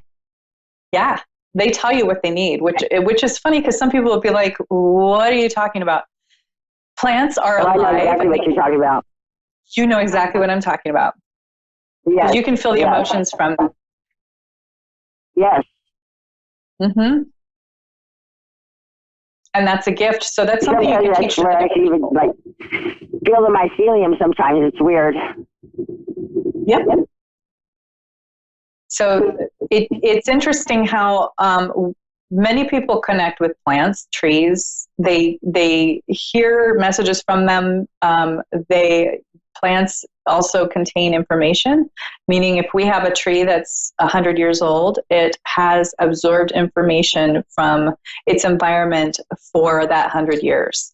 And it does grow wisdom. It does have information there. And this is all science. It's nothing in anybody's imagination. It's not a delusion or a hallucination. It's been proven. So, that's one of your gifts. So I'd love to see you build on that, because I really think you can share that with others. And the more good intention you put into the plant, the more it yields that in the fruit or the vegetable. And, I could even see you, if you wanted to, it would be fun, I think, for you if you wanted to grow a bunch of different fruits and vegetables and sell them, like maybe farmer's market or something. Mm-hmm. I think that'd be really fun. That kind of sort of lately. Yeah. Yeah. I think you'd be great at it. Okay. Interesting. There's community gardening projects. Yeah, it really does help people, because there are even, in the big cities, all these wonderful projects where people will plant all these beautiful flowers or vegetables within the cities, and the whole community comes and takes care of it and waters it and then yields from it. There's so many different things you can do to really better people's lives. When people see a garden, it is very therapeutic. It gives them those negative ions that they need to aid in just decreasing their anxiety. It decreases depression. When you put your hands in the soil, it also contains the negative ions, which human beings need and we're fully removed from as a whole. Too many people do not do that anymore. And it's even something you could teach if you would like to. And I think you'd have a lot of fun. I know I'm going off on this whole gardening thing, but I just really feel like you would get a lot of joy from it. And a lot of your hobbies could include that for your, that you could teach that to other people, because a lot of people really have no clue what they're doing when it comes to gardening. Right. I hear you. I don't know if the look on my face is guilty right now. What's that?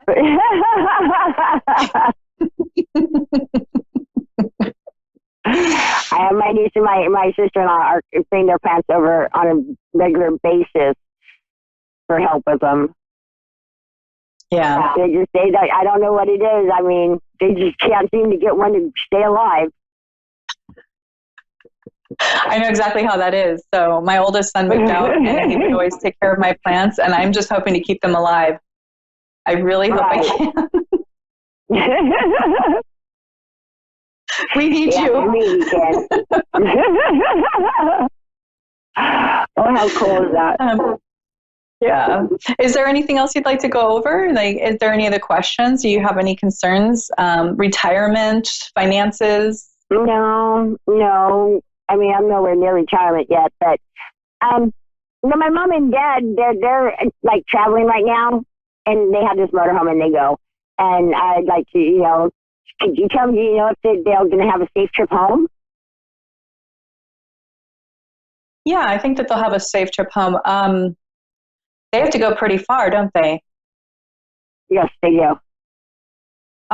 It's just going to be, I feel like they really love what they're doing, like they're traveling, but there might be a little hiccup with the vehicle. Okay. And they'll be fine. Don't worry. Okay. Like, they can figure this out. They've got it. They've done this for so long. They'll be fine. I just see a little hiccup with the vehicle, maybe just a little something under the hood that they have to deal with on the way home, but they'll come home fine. They'll be safe. They're going to have a safe trip home.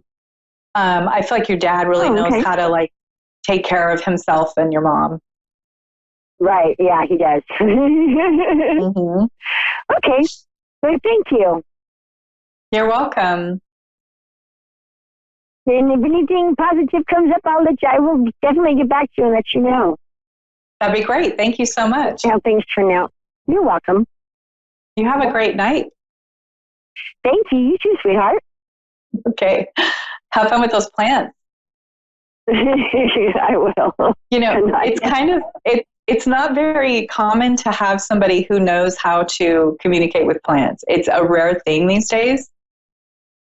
So I'm very excited to be able to talk to somebody who knows how to do it. Yeah, it's like people lose contact with the plants. They ignore them. They block them out when it's for their best interest to really get in touch with that and communicate with it. So it is special and unique. And that's one of the reasons why I'm so excited about it too, because, I mean, you may get some feedback from some people that, oh, well, it's just plants. Oh, that sounds fun. Have fun with that, you know, but it really is quite an amazing thing. It's rare and it's unique. And oftentimes when somebody, oftentimes when somebody has a green thumb, they're also connected to the earth and the rocks and crystals and things like that. And they can read them well, or they know what benefits they provide people. And in addition, however you take care of your plants and vegetables, you're going to put that intention into the fruit or the yield, and that will benefit the people who consume it. So there's a whole science behind this and energy work and with intuition. So to me, it's very exciting. So I just wanted to let you know that it's fun. It's rare to talk to somebody who's so good at it and who has such a connection with that. Why, thank you. Yeah, you're welcome. You just made my year. Well, thanks for calling in and enjoy the beautiful weather there.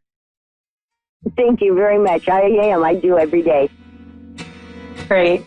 Okay, have a wonderful day. And you can contact me anytime on my website, AnnaOlsonIntuitive.com, or on Facebook, Anna Olson Intuitive. And you have a wonderful night. All right. Thank you. You too, Anna. Okay, good night. So here we had somebody who connects well with plants, and there's so many different types of extrasensory abilities that it can make your head spin. There's 12, and that's one of the rare ones that I've actually connected with a few times, but it's for somebody who connects as well as she does is really exciting. So I wanted to really play off of that and just accentuate the importance of that and how that can be something that not only we can utilize and how special it is and how valuable it is, we can also learn it and develop that ourselves. So I hope you have a great night. Thank you so much for watching. I will talk to you and see you next week, Thursday, 6:30 Pacific Standard Time, 9:30 Eastern Standard Time, Insights into Consciousness. I'm Anna Olson. Have a wonderful night.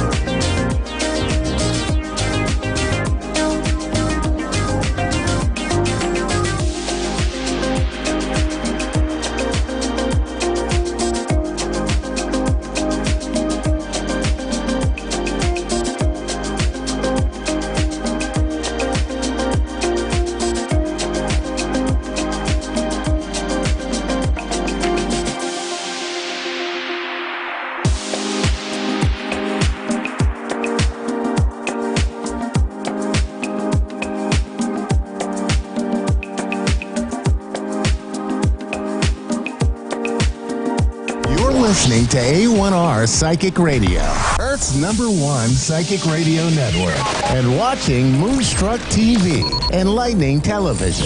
Welcome. Time for Gemma's Spirit World with Gemma. Live from GemmaSpiritWorld.com. Connect direct. In North America, dial 888-454-2751. In London, 20-3519-2158. In Sydney, dial 02-8488-3147.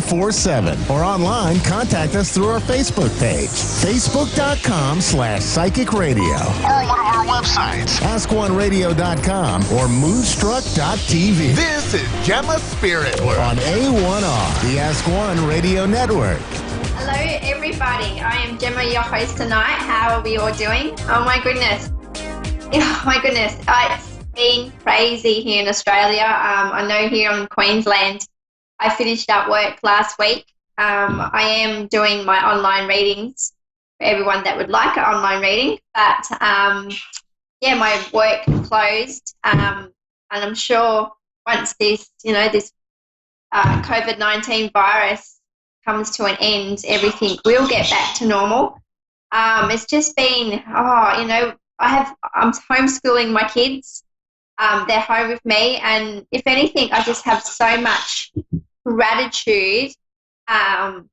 Just have so much gratitude for the house that I live in. To know that I actually have a backyard. I have a backyard big enough for my boys to play in. Otherwise, I think that, they drive me nuts, actually. And I think, so basically it's just been a massive big whirlwind. I know that, oh my goodness, I have my child interrupting me. Sorry. Casey, out, please, Mum. Sorry about that. Homeschooling. So it's been a bit crazy, but I do know that, connecting with loved ones, friends, really, I know that, we can't come in contact with people, but, just to pick up the phone or to send somebody a message, just to let them know that you're thinking of them. We're all in this together, and I've been tuning in with my guides, and if anything, it's made me realize that, we're always on the go. We're always doing something. We're always busy. We're always up against the time. Now is the time I feel in my heart is to really just bring that time into our heart and to sit with that, to really enjoy the time that we have with our loved ones, with our family, to really do the things that we haven't been able to do, whether that's reading a book or catching up, watching a movie, cooking, it may be even starting a new hobby, wanting to learn something new. This is a time that we can actually do that while we do wait for this virus to come to an end. So, so that's, so one thing I have been doing is spending more time out in nature, getting outside, swimming with my boys. It's, just really connecting with them on a level, as I know they don't understand what's going on in the world, as they're only 4 and 6, they think we're on one big holiday. So, so that's basically my message is to, do the things that you haven't done, like meditate or try a new hobby. Just, really connect. So I know that, it just makes everything feel like you're not alone. We are all in together. So, and I know that, it's amazing, just so grateful for the internet, because everyone that has a business has been able to come online, whether it's working out, whether it's homeschooling, or, everyone comes together. And I'm just amazed at just how we are connected, and we can be, all around the world and still be connected right now. So I'm very grateful for the opportunity just to be alive. But I do, send a lot of love and light out to everyone that is going through a difficult time right now, and just really sending, hoping everyone is well. So we're just waiting to see if we have any callers. I know that it's just, I'm just out of routine, and it's not like me to feel like I'm out of whack, but I'm really just going with the flow of things and, you know, just doing things differently, not worrying about the time. And it's felt really good to really just relax, as hard as it is with everything going on. Yes, so, but that's, oh my goodness, you know, I ask my children not to interrupt me, and it's generally the one time that my 4-year-old just wants his mummy. So, well, let's just see how long that lasts. Okay, so we're going to see who we have online. We have, I know, I'm just waiting for Dave to, let's see which caller you have. Oh, my goodness.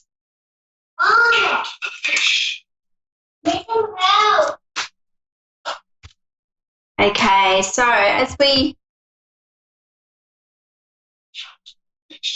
so now we have, we're going to connect to Davina in England, UK. Hello, Davina. Hello. No, later, sweetie. Hello, how are you today? I'm fine, thank you. How can I help you tonight? I was just wondering if you could give me some insight. Just 1 second, please. Oh my goodness, I have my 1 second. Okay. What up? Sorry about this. Can you just repeat that again, please? I was just wondering if you could give me some insights on someone that's new in my life. Around your life at the moment. What I keep seeing for you is, that you've actually been spending a lot of quiet time on your own. Is that correct? Because what I keep seeing lots of garden around you. So at the moment, it's just a time. It's like it feels like everything's up in the air for you, and grounding right now is very important. I keep seeing lots of green around you. I keep seeing the garden around you, lots of pot plants. You don't happen to have lots of pot plants around you, do you? Yes, I do spend a lot of time in the garden. Okay, 1 second. Casey, I'll help you soon, dude. I'm busy. Oh, my goodness. I have an angry little boy just in the next room. Sorry about that. It's like just not understanding that it's in my time with you.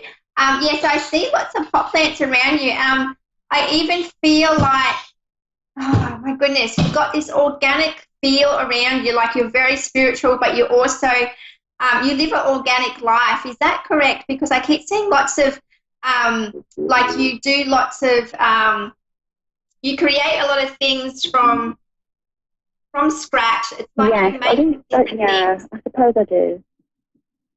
Yeah, and I see that it's a time for you at the moment to really look more into this.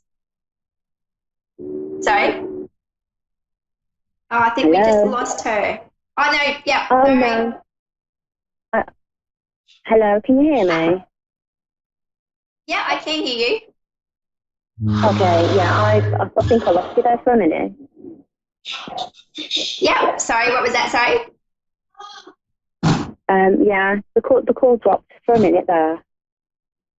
Yeah, is it your creative side of, it's like you have this healing side of you too, this healing part of you that wants to help others. And what I keep seeing for you is that I also see that you're wanting to either start your own business, or that's something that you do around home, that's something that you're putting together, something that you're creating from home. It's something that you're doing that you want to create, to put out there to help other people. But I feel like it's something, whether it's with herbs or with, it's with making something that's, I keep seeing lots of plants around you, but I keep seeing what's it called? The benefits of, like oils or something that you create that's really important to you, but for others as well. Is that correct, what I'm seeing? It is, absolutely, yeah. Yeah, and that's what I see. And I see now the time is to really work on how you want to, because you have that time now to really work on how to put that out there. I know that the next few months are going to be, this is going to be your time to do that. And I see you doing it because you are so passionate about the products, about what you want to do to help others. Yeah. And this is the time to do it. And I know that, and I can just see it. It feels amazing, and it's something that you've been working on for quite a long time. But yeah, I just see that this is the right time to start that and to really put it out there and to do all the homework, behind the scenes on how to get this business up and running to be able to help others. Yes. Do you see anything for my romantic life? Because I've recently met somebody. Yeah. What I keep seeing then around your love one, this person that you've just recently met, you're very connected, and it feels like on a soul level as well. What I'm seeing is that it feels like that you've actually met before, even in a past life, because what I'm seeing in front of you, I'm seeing this big love heart, but it feels like the heart's really like conjoined. It's joined as one. So it's letting me know that you've, from a past life experience to now, is that you've finally met up again, like you've finally found one another again here on this lifetime. Okay, so it's a good feeling. It's positive. Yeah. It feels really good. I think it is. Yeah, absolutely. Yeah, it feels really positive, and it's there's lots of sunshine. I keep seeing lots of sunshine around the relationship. I also see that getting out, doing lots of different things. It's like things that you've been wanting to try. You've found that in this person because you just trust. You just have so much trust for one another, and it's just on a whole new level than what you have ever experienced before, is what I'm feeling with you. Yeah, we are actually talking about marriage. Yeah. I definitely see that for you. It just feels really beautiful. You've, it's like, two souls come together as one, and there's lots of happiness around that, and it's a lifetime. It's lifetime. I see it, it's eternity. I keep seeing the gold. I keep seeing the sun around you, and it's just beautiful at the end of the day that, it's just beautiful to have found one another again. Oh my God, you've really picked up on my situations. Yeah. Now that's lovely, because my heart feels very full and happy for you. It's just keep on moving forward with your business, and he's going to be a great support. He's already very supportive of you, and it's like what I keep hearing is don't doubt yourself, really with your business, put everything out there. There's nothing that, it's beautiful what you want to do. I keep hearing the word earth around you as well, the earth, or maybe the colours of the earth, but I keep hearing the word earth around you. Yes, I am an earth sign. I'm a Capricorn. Ah, okay. So that makes a lot of sense. Wow, beautiful. Yeah, and he's a water sign. He's a Pisces. Yeah. Nice. Yeah. So you have the water, you have the earth as well. So it's a beautiful combination, and it's it just feels really good. So I see lots of flowers, I see lots of new things being planted together, and lots of things of going to come to fruition. It feels beautiful, and I wish you all the best. This year's going to be, oh my goodness, my 4-year-old keeps interrupting. 1 second, Casey, soon, sweetie. Yeah. But yeah, it was lovely to chat with you. I do have to get on to my next call. Pardon? Thank you ever so much. That's okay, lovely. Enjoy your night. Thank you, you too. Bye-bye. Bye. Okay, we have Christina from Texas, USA. How are you, Christina? I'm good. How are you?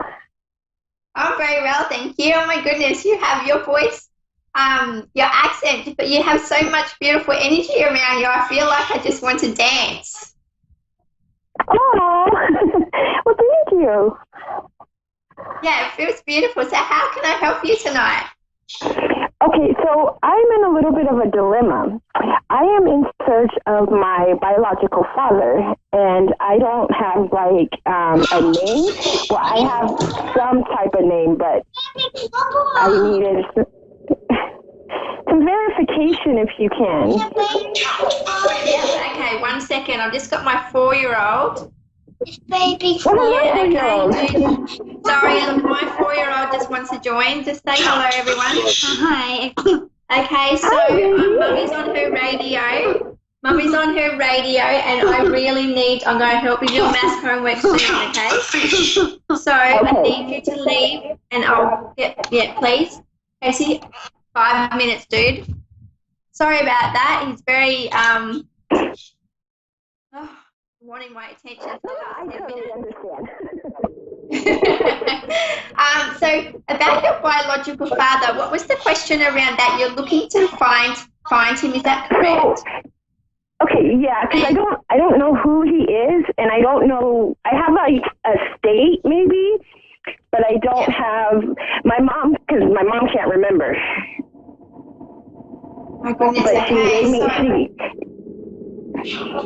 and this is really important to you because I feel it in your heart as well that it's something that, you know, it's something in your life that it's because my heart feels really, I feel really, it feels really heavy, but at the same time, the unanswered questions, I have lots around. Okay, so what I'm feeling around there, let me just see. Okay, so you're in Texas. It's interesting. Okay, so what was your question, sorry, in regards to that? Sorry? Can you give me like a location and a possible name so that I can go off of that? Okay, so the letter that keeps coming to me is the letter A. And also, I see I'm not great with any, and I keep hearing the name A, but I also keep hearing even the place that's A. It could be either the name or the place. AL is what is coming through to me. Interesting. ALA. Yeah, that's maybe what I'm hearing Alabama. at the moment. See, Alabama, Alice, how far away is that from you in Texas? Yeah, that's like nowhere close to me. Yep, okay. So I keep getting Ella, so yeah, that's what keeps coming through. And I also feel like it's in the heart of a heart, because I keep seeing the heart. So what's coming through is, see, I keep seeing the heart, this picture of a heart in front of me, and it also feels like it's in the heart of, in the middle of, if it is Alabama, or in the middle of something. Oh. I also keep seeing, let me just see what else they're showing me here. I keep seeing lots of water, but it feels like there's water around everything. So like, you know, okay, so I just keep seeing lots of water. Okay, that's something for me to look into. Yeah, it is. So it's probably, at the moment, all I have coming through is ALA or ALA or something. Even Alan, but yeah, I'm definitely getting AL. Because, yeah, my mom told me Memphis, but, like, he's somewhere in Memphis. Okay. Have you been able to do a Google search? Because I actually, I keep seeing the words Google in front of me as well. Seeing the word what? In Google, have you been able to like Google someone that's be able to help with stuff, you know, that can look back into files? Okay. So I keep seeing the word Google in front of me as well. It just feels like it's going to be quite a bit of search. It's going to take quite a bit actually. I'm going to say a little while, but it just feels like the search, it's going to be a journey. It also feels like, because it's so connected to your heart, being your dad, it just feels like it's something that I know that you won't give up on it.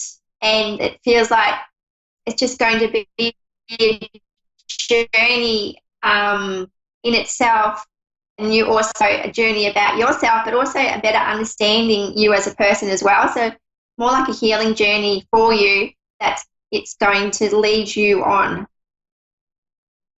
Okay. And I think you hit it right on the nose, because I mean, that's, my heart is like really, it's full. It's like going through a whole bunch of different emotions, and I've been searching. So I feel like it is going to be a long journey. Yeah, definitely. And I know that, within your heart, you're not one to give up to, and that's what makes it, I also, just putting it out to the universe, really trust your intuition on things. To really put it out there, just to, go with that gut feeling on things as well. When you look at the map, or when you get just that feeling, or putting it out to your guides, just to show you some kind of sign that you're on the right track. But what I keep seeing that, the fact is that you have been searching for such a long time. I just know that you're not going to give up, and it doesn't matter what kind of obstacles are in front of you. You have the support around you, but it's just amazing. What I keep seeing is that it's connections. It's like, it feels like, I keep seeing the number 3 around you. So is March, does March resonate anything with you? Is it a birthday or any kind of something that really resonates with you in your life? March? March.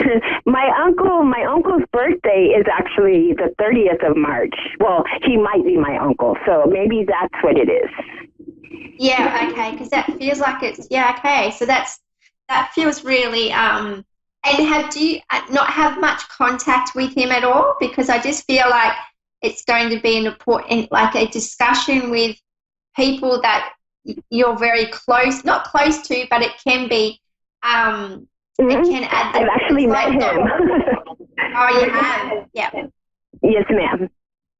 Yeah, wow. So it just feels like it's a lot of soul searching, but also having, finding your loved ones. It's going to be a journey, but a beautiful journey, because I see that you're going to be meeting people along it, and it's really going to bring a lot of love and joy to you. But yeah, I do see with your father, I keep getting November as well. So I feel like November is also going to be a really special month for you. Okay. Well, thank you. I appreciate it. That's okay. I wish you all the very best. I apologize. I couldn't give you a full name except for the ALA or AL. No, you've been more than you've been a big help. So thank you very much, and I appreciate your time. That's okay. Thank you, lovely. Thank you. My goodness. So we have 3.5 minutes. So I kind of ended the call a little bit too early. So I'm just I've got some beautiful angel cards, and I thought I haven't actually used these cards before. They're Debbie Malone's angel. Whoops, I'm really bad with the camera. And angel cards, and I just really wanted to draw just to see what messages our beautiful angels have through this time at the moment. So I'm going to draw, hold it in still. Oh, okay, yes. Thank you, Dave. Let me see if I can get this right. Okay, so it's Angel Reading Cards by Debbie Malone. So these cards are gorgeous. So I've just drawn a card, and it's Angels of Family. Oops, wait up, let me have a look. Beautiful card, and what I keep seeing here is that it's a time to reach out to loved ones that we haven't seen for a while, just by picking up the phone, by sending them a message. I feel like this is a time that, if you have friends, it doesn't even have to be loved ones, but really just, okay. Look, I'll show it again. Let's see.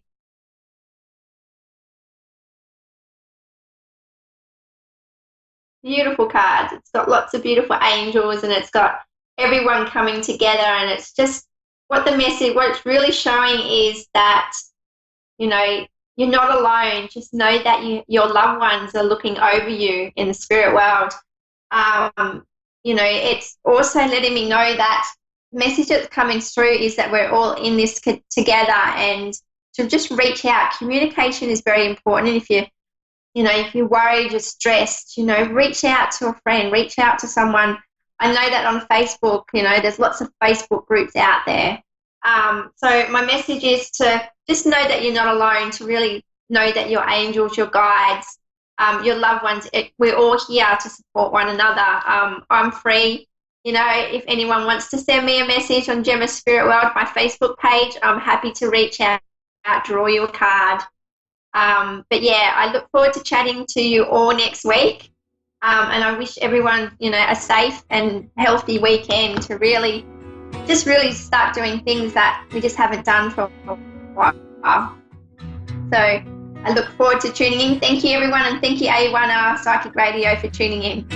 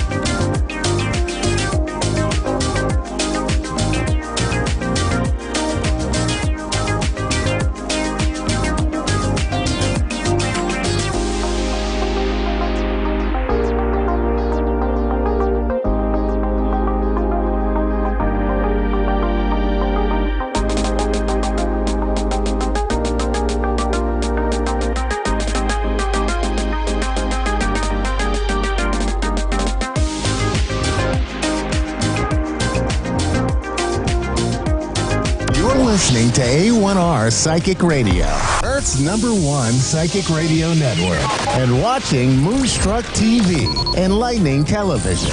Welcome. Time for your time to shine with Julie Yeager-Walker. Live from Wings of Souls with Julie.com. Connect direct. In North America, dial 888-454-2751. In London, 20-3519-2158. In Sydney, dial 02-8488-3147. Or online, contact us through our Facebook page, facebook.com/psychic radio. Or one of our websites, askoneradio.com or moonstruck.tv. This is your time to shine on A1R, the Ask One Radio Network. Good evening, everyone, and welcome to Your Time to Shine, a radio show designed to help you explore your own divine gifts. How is everyone doing this week? I hope you are all home and safe and well. I know it's starting to get rough for a lot of people being at home and in their own personal spaces and not having that personal interaction and contact. I know it's starting to really get to a lot of people. So, reach out to your friends and family. There's lots of technology out there. There's FaceTime and all kinds of things that you can do to see people face to face. I encourage this with my daughter every single day as, she struggles to go through this whole process that we're going through. So thank you for staying home. Thank you for being safe. And we will all get through this somehow, some way. So I wanted to talk tonight a little bit about, I'm reading a book right now. It is called Return to Love, and it's by Marianne Williamson. And if you haven't read the book, it is fantastic. I highly recommend it. So check it out. But she wrote a couple of things in there that really struck with me and really stood out for me. And I wanted to share some of those points with you tonight because I just think they're so amazing. It just brought so much more into my awareness. So Marianne Williamson basically wrote this book based upon studies that she did with a course she took called A Course in Miracles. And it's basically bringing into awareness anything with health, with relationships, with everything that we go through in life, and remembering to bring it in with an awareness of love. So one of the topics that she talked about in her book was relationships. And we all come into this life to learn and to teach others. And other people are such a mirror of us.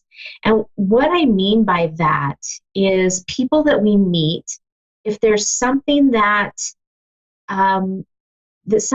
bothers us about somebody else, or something that we admire even about somebody else, that person is just a mirror reflecting back to us, reflecting back to what it is about us that we need to know. Sometimes that's just bringing in an awareness of what we need to know. Sometimes it's bringing up something that needs to be healed with inside of us, something that we don't like, something that we don't want to talk about, to deal with, or to discuss. And they are just a reflection showing us that we need to do something about that. We need to heal that part of us. So in relationships, she talks about 3 different levels of relationships. So the first level is the very casual relationship.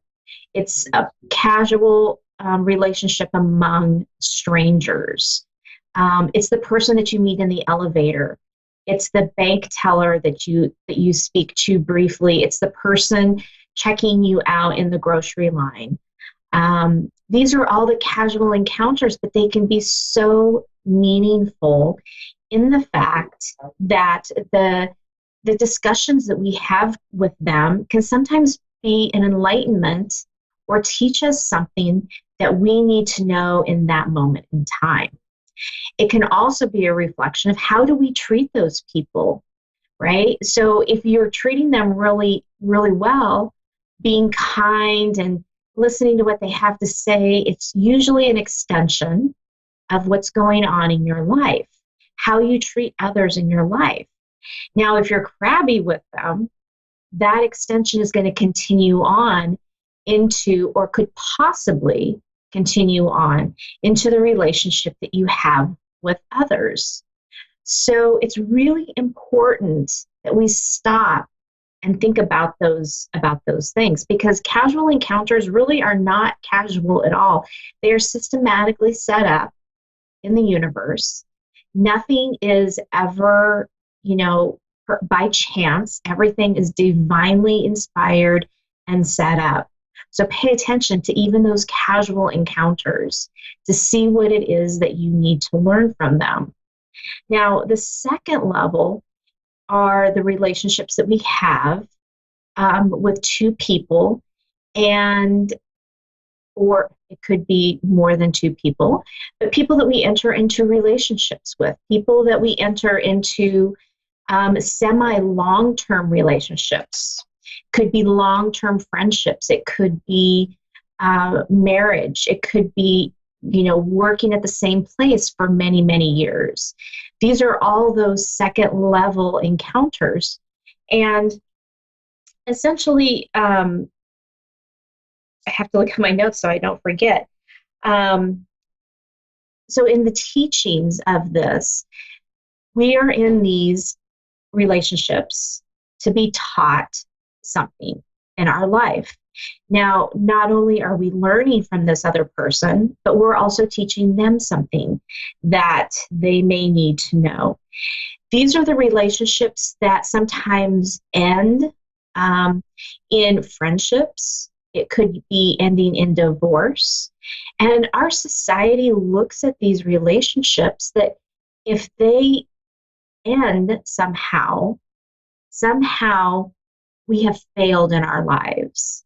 And I have to tell you, and especially reading this book, that's not the case.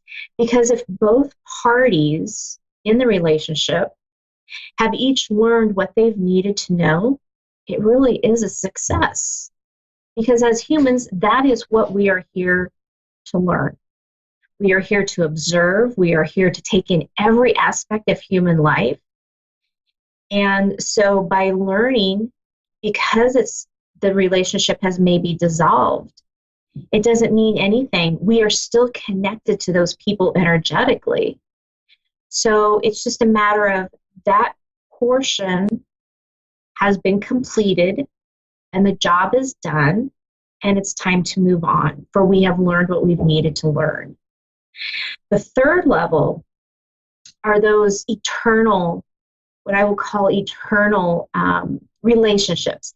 These are the ones where people stay married 50, 60 years till death do us part. It's the person who starts in a job when they get out of high school and they end up retiring at this job. Those are the third level, where in some point there is this give and take in this learning experience, so much so that there's a balance, that each one is getting the information that they need. Now, it doesn't mean that if you are in a relationship with someone, say you have a friend, it doesn't mean that you have to like that person. Sometimes even the relationships where they are the hardest, where that person is just a thorn in our side, those are still relationships in which we are to learn something from that. So you don't have to necessarily like the person in order to learn something from them. You just have to learn and also provide the teaching for those relationships to go on. So I just found it really fascinating, the perspective that she brought to the table on this. So as you go through life, as you go through meeting people, ask yourself what it is I'm supposed to learn from this person. You might be amazed at what you find. And if a relationship ends, it doesn't mean that it's a bad thing. It just means that the teachings of that particular person with that person has come to a close. And in that moment, you say thank you, and you begin to be in awareness of this, and just be thankful for the experience and look forward to the next one that comes along. So I hope that helps. Check out Mary Ann Williamson, A Return to Love. It's fantastic. You will not be disappointed. So with that, we are going to go to the phone lines right now. We have Tammy in Delaware, USA. Tammy, how are you this evening? And welcome to Your Time to Shine. I'm good. How are you? I am good, thank you. Good. I'm glad. What can we do for you this evening? I was just kind of looking for some general guidance. I didn't know. I'm kind of unfamiliar with your gifts as far as being intuitive, psychic, being able to channel loved ones who have passed on. So I was kind of curious of what your reading might be, or vibes of my energy might be that you might be receiving. And I do have a big kind of issue going on in my life right now that has to do with my daughter, that I'm very kind of concerned about. Okay. Well, perfect. Well, I do channel, just to answer your question just real briefly, I can channel loved ones and, angels, guides, things like that. Yeah. So it just depends on really who comes through. Right. I always ask for the highest and best for the person who I'm giving the reading to. And so, I'm never really quite sure who's going to come through, but know that it is what you are needing to know in the moment, and trusting that that message is coming through. So I am a medium, to answer your question, so that's how I can channel. Thank you. Let me take a moment and tune in and see what I can find out for you. So there's just going to be a little bit of silence while I tune in to your loved ones and see what they have to say, okay? Thank you so much. Okay, one moment.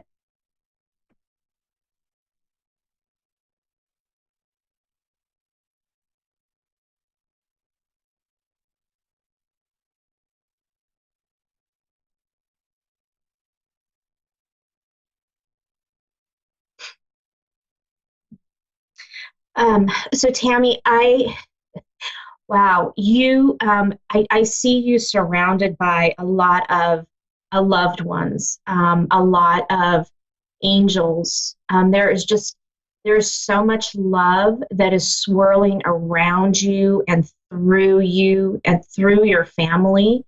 I can feel the love.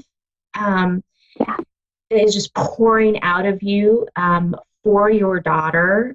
You guys have a really beautiful relationship. You guys are actually very close. Yes, we are. Yeah, it is just really, really, really beautiful. They want you to know that, that they recognize you're going through a really tough time, and that you are surrounded in love, that you are protected, and that you're safe. And they are there taking care of things, and they are there helping you. I know that right now you feel like you're kind of out on an island on your own, and you feel like, where is everybody? Where is my help? Where is my lifeline? Yes. And they're saying, we are here. Trust that we are here. Okay. You know, we aren't gonna let you down. Hang on just a minute. They're bringing something else through. One moment.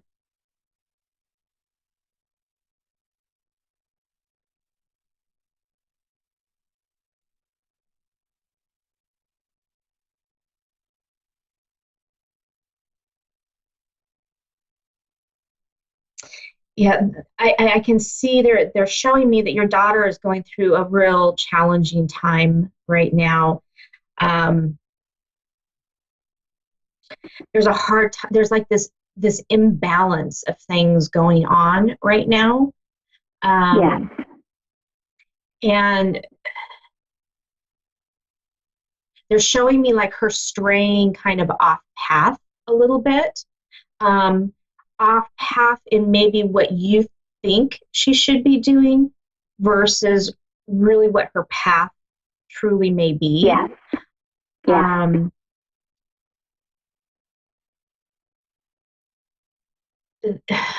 Okay, hang on.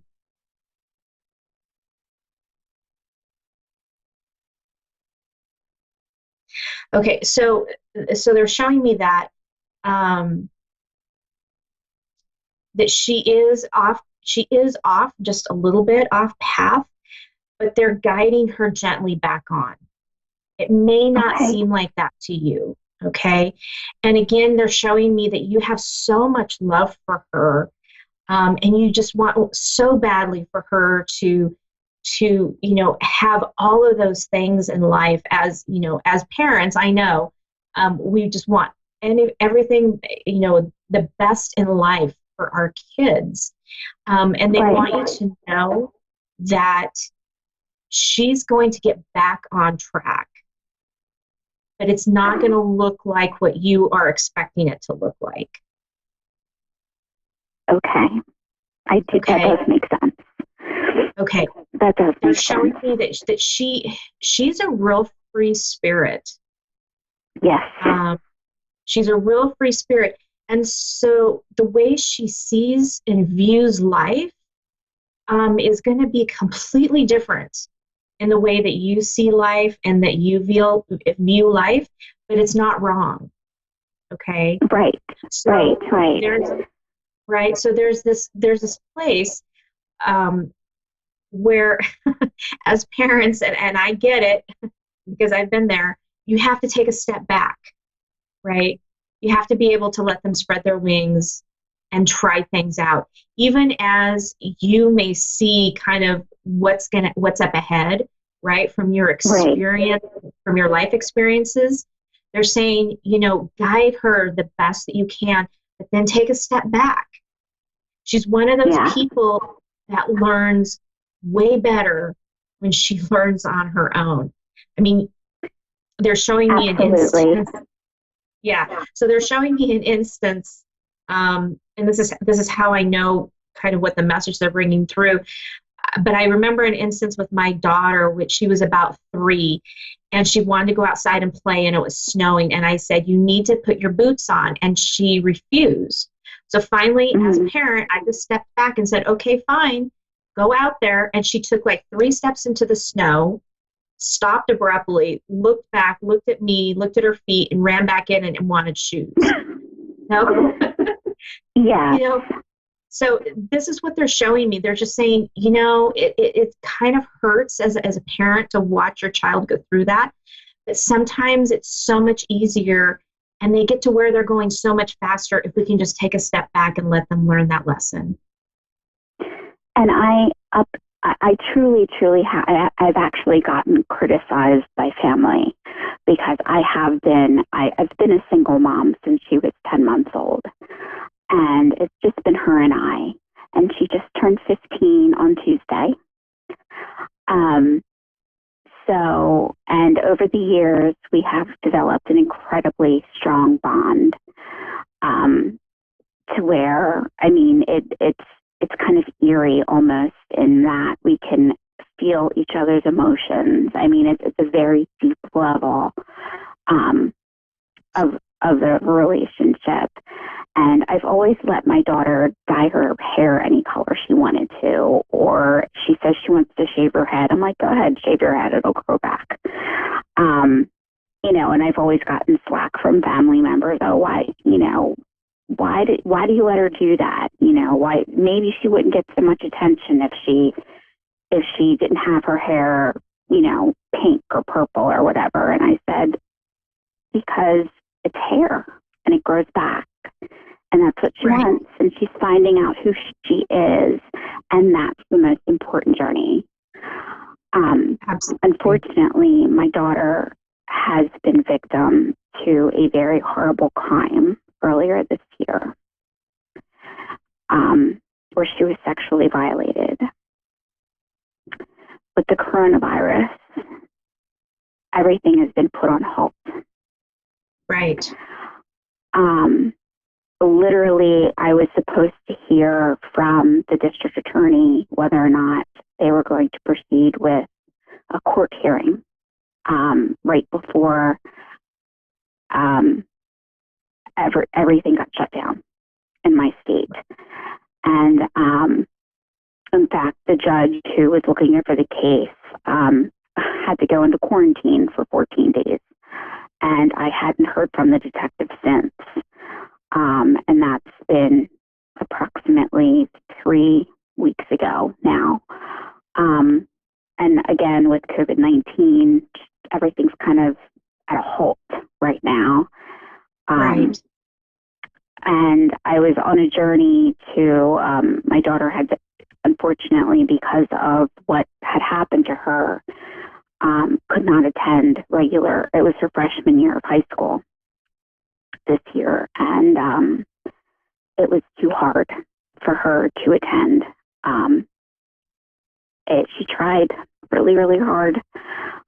She's also battled with significant mental illness since she was very young, in and out of the hospital for suicidal ideations and self-harm. But she's come so far. And then for this to happen, it's like, she looks at me and she's like, why do I keep trying? Right. And I'm just kind of stuck in this moment of, I see her sliding backwards because her therapy has had to come to a halt. It's telemedicine, but she was doing some pretty intense EMDR work. I don't know how familiar you are with, psychiatric treatments. But because it was such a trauma, it kind of rewires the brain and represses some of those really, really horrific memories. Right. And they're starting to creep back. And I feel her and I see her sliding back as the world as we know it has come to a halt. And I just don't know. I guess I'm longing for the answer of, is she going to get justice? Is this person who violated her going to get or be held accountable for what he's done to her? Unfortunately, this isn't the first time that this has happened to her, and that person was not held accountable. Right. So I just see her in so much pain, and she's scary good at hiding her emotions. And, I'm her only parent, literally. Her father is not in her life at all. So I guess I've just kind of been praying and hoping that this person will be brought to justice, and that my daughter will, thrive from it. And I guess I just feel very, very lost because I don't have anybody to talk to who understands it first person. Right. They can be compassionate and kind and listen, but I am on an island and raising this beautiful child, and who's turning into an amazing young woman whom I'm so proud of. And yet I know there's so much pain, and I just really want justice for her. Right. Let me try to give you some guidance here because we're coming down to the last couple minutes of our show. So I want to make sure that that I help you on this. So just real quickly, and at the end of the show, I'm gonna tell you how you can get in touch with me if I may have some resources for you. But just to let you know that there's going to be justice in this, okay? And your daughter is going to come out of this, and she is going to prevail. What I would suggest is with her therapist and such, find out if there's ways that you can do either Skype or Zoom or something like that, phone calls, so that you can continue on with this therapy, because that's really, really important, and especially that she connect with a therapist that she really connects with. So I'm going to give you my website. It's www.wingsofsoulswithjulie.com. You can also reach me on my Facebook page. Okay. Yeah, you can also reach me on my Facebook page at Julie Yeager Walker Medium, or Your Time to Shine. Okay, so there's 3 ways to get in touch with me. I am going to have to sign off right now. I thank you so much for calling in. I hope you do connect with me offline, and I wish you all the very best for you and your daughter. Things are going to be okay. Trust me. They're showing me that that's going to be okay. And so thank you so much for calling in tonight. Thank you. And thank you for your guidance. You're welcome. Thank you, everyone, for tuning in tonight. Stay safe, stay healthy, stay inside. Until next time, we'll see you then.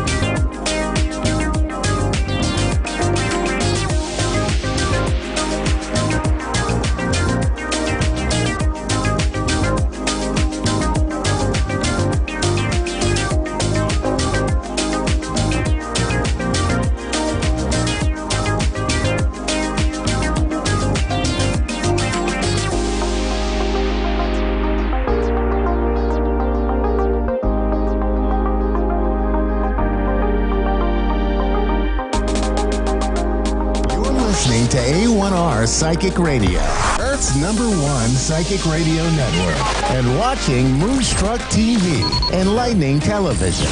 Welcome. Time for Avid Advice Live with Thea Johansson. Live from AvidAdviceLive.com. Connect direct. In North America, dial 888-454-2751. In London, 20-3519-2158. In Sydney, dial 02-8488-3147. Or online, contact us through our Facebook page, facebook.com/psychic radio. Or one of our websites, askoneradio.com or moonstruck.tv. This is Avid Advice Live on A1R, the Ask One Radio Network.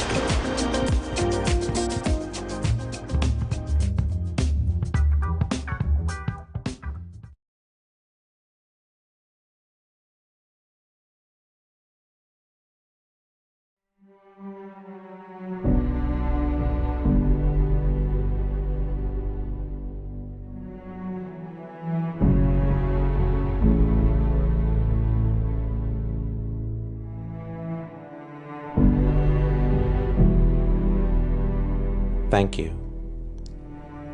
Thank you, Mother Nature. Thank you for all the gifts and all the blessings.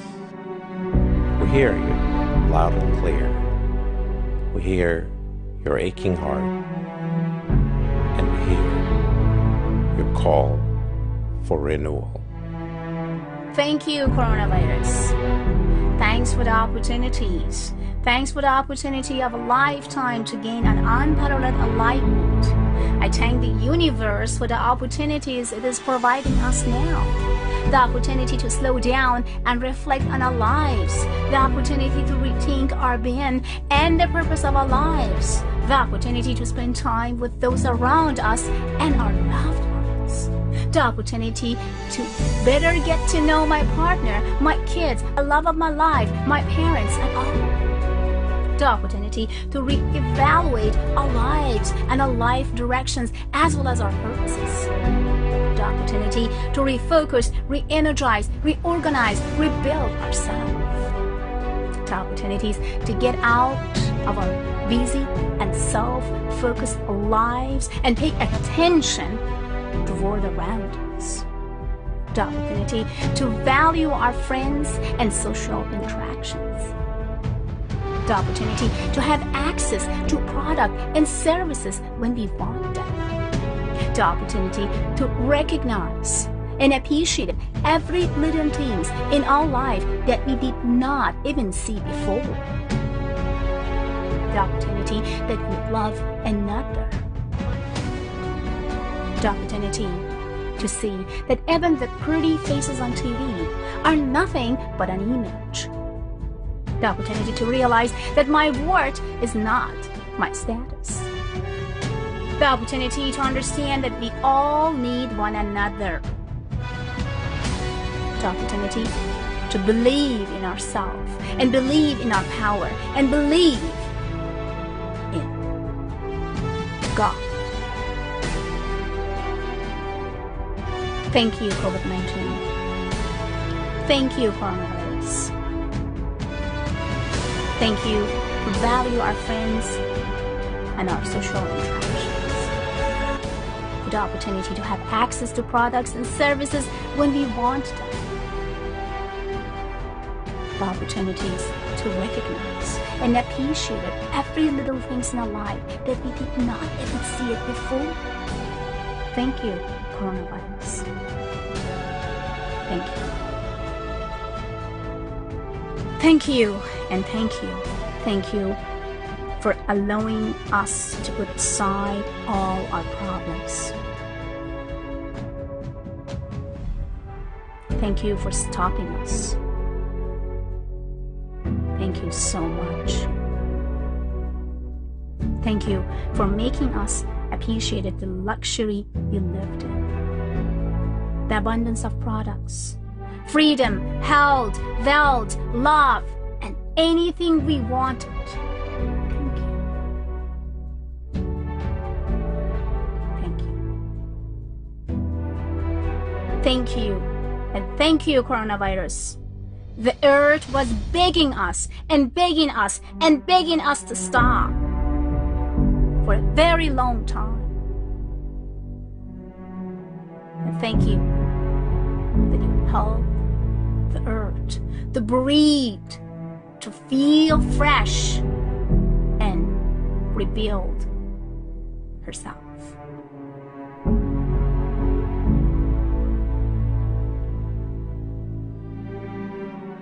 This virus is with us, is an inside of our brain, our mind, our body, our soul. This virus came to us to show us how little and how tiny we are. This virus shows us the opportunity to see that the king of all beings is vulnerable to a tiny virus. This virus came to our life to show us that we are nothing than just soul. And this virus came to our life to show us to be kind and lovable, to send positive energies and love to others. Thank you, coronavirus.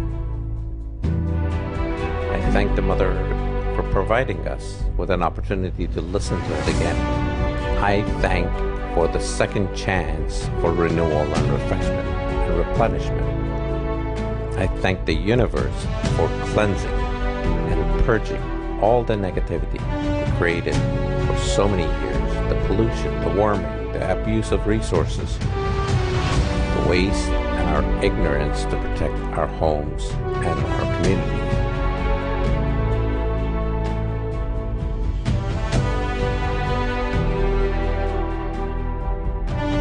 The nature is acting and reacting to our misguided ways.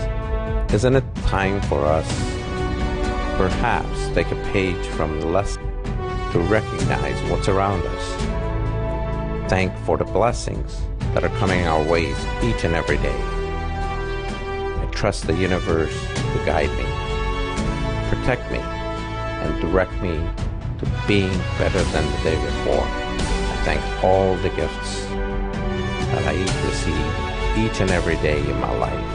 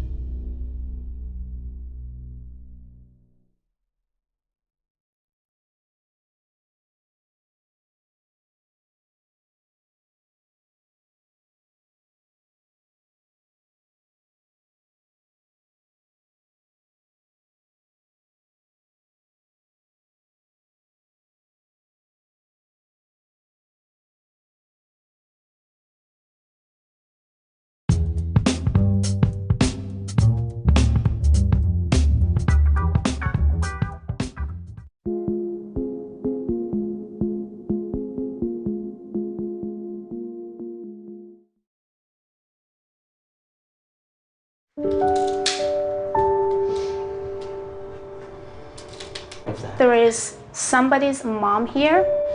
She directed to you right now. Fio is actually channeling my mother. I have her right now with me. She passed away 3 years ago. She says, forgive me. Hearing from my mom was amazing. What she told you before, 3 days before she passed. That she loves me and that she'll see me soon. She's directing me another woman in the room. Please. My grandmother was my mentor growing up. There's two women that directed by her right now. You and her. She's talking about the man that she was concerned, and she's still concerned, and she asked for forgiveness for that man as well. The man that she brought forward to forgive, that's my brother. She's telling you to stop being weak. Bring more confidence into your life. You know, we're all at different points in our lives. We've all been through different experiences, traumas, excitements, joy. She's proud of you. You're quick on something. You stopped something that was very hard for you to do. You wouldn't think that 10 years ago that I was addicted to drugs. She says, I'm proud of you. Continue. I never stopped asking the universe to show me the way. She's talking about your pain. Let it go. I don't have to have that story anymore. I don't have to hold on to the story of my pain, of my past, of my trauma. Today, I can let it go. Let it go! She said, can you forgive me? Yes. Say goodbye to all things that could stop you to succeed, to feel good, to connect with your soul. Say yes high. Yes. Loud. Yes. Louder. Yes. She's asking you, can you forgive that person? She's directing someone else. She's directing a man. She's directing someone. Can you forgive that person? Can you forgive that person for her? Loud. Yes, I forgive him. Why you do forgive him? She want to know. I forgive him for myself. You are worthy enough to do everything for yourself. Not for anybody else, for yourself. I know that takes a lot from her, but she gives. And she gives and she gives. She's asking you to be strong, to be powerful, to be connected to your soul. You don't need anyone's affection and approval to be perfect. You are already perfect. Believe in yourself. Yes. Just say, yes, I do believe in myself. Yes, I do believe in myself. Louder! Yes, I do believe in myself. Louder! Yes, I do believe in myself. And I believed in her. We're all from Brooklyn, New York, so there was a very Jewish Italian community there where people's homes were open and they would intermingle and share their faiths, share their food. She's talking about backyard. She's talking about the trees. She's talking about dishes. She's talking about the chicken. She's talking about the chair. She's talking about everything. Please direct her what she's trying to say. Nana's house. Nana's. My mom's house. We all lived together. I mean, they lived there with my mom and my dad. They were always together. We were always together, always cooking. She actually made a better chicken parmesan than my mother. Yeah, hers was better. But don't tell her that. Yeah, don't tell my mom that. Don't tell Nana. There is a power in sadness. There is a power in pain.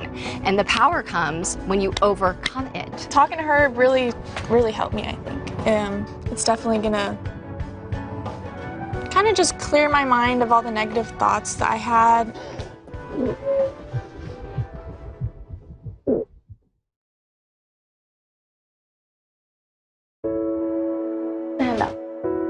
My father, Congressman Ron Dellums, who passed away a year and a half ago, visited FIA. Today was a day to remember Ron Dellums, who in 1970 brought to Congress an anti-war and anti-apartheid stance that was branded as radical and dangerous. Oh my God. He's asking, do you remember my hand? Oh, yeah. Do you remember what I told you? Yeah. Do you remember why I told you? Yeah. Dellums' youngest daughter, Piper, is proud that her father became an early voice against oppression in South Africa, applying pressure that would one day bring an end to apartheid. You said, take my legacy, take my mantle. You're the smartest person I know. Go into the world and heal the land and do it in your way. You know, Ron never gave up. He never became bitter. He loved people. This is not my hand, this is your dad. He wanted you to tell again, louder, louder, and clear what he told you. I'm passing you my mantle. I'm passing you my anointing. I'm passing it to you. You're the smartest one that I know. Run. There's so much work to be done. Run, run, run and heal the world, and don't stop. Do it in your way. Run, baby girl. Do it in your way. So she's spoken to me like a sister, but also like an angel. He said, I saw you when you cried in front of that candle. Why did you cry? She's given me the faith and trust and support that was being given me by my dad before he left. So she's done this beautiful transition of allowing me not to feel the void of his leaving. I don't know where to go when I'm not speaking with you, or I just don't know how to feel safe in the world without you in it. In the area where I don't have a female in my life, because I don't have a relationship with my mother, and I don't have a sister. She has stepped in with the feminine to remind me that I am also loved and purposeful and beautiful and worthy, that I'm valuable. It's not just me that tried to basically sending her messages and changing her. So she changed me in so many ways as well. So our silly song goes this way. We are the key to do more than just let it be. The key to our destiny is in the hands of our humanity. His love is more than a philosophy. 'Cause we are the key. We are the key. We are the but key. Diamond's key.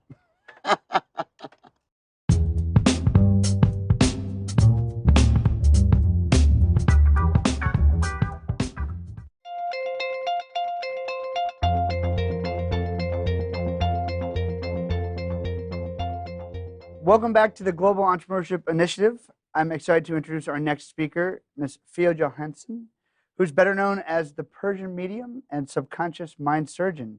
She's a multi-talented motivational speaker, clinical hypnotherapist, and celebrity psychic medium, an author who works closely with law enforcement to help locate missing people and solve difficult criminal cases with detectives and as well as private investigators.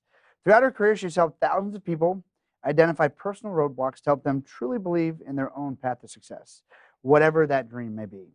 Her greatest passion in life is helping others achieve their ultimate dreams and desires, teaching people to believe that truly anything is possible. Please help me welcome to the stage, Ms. Fia Johansson.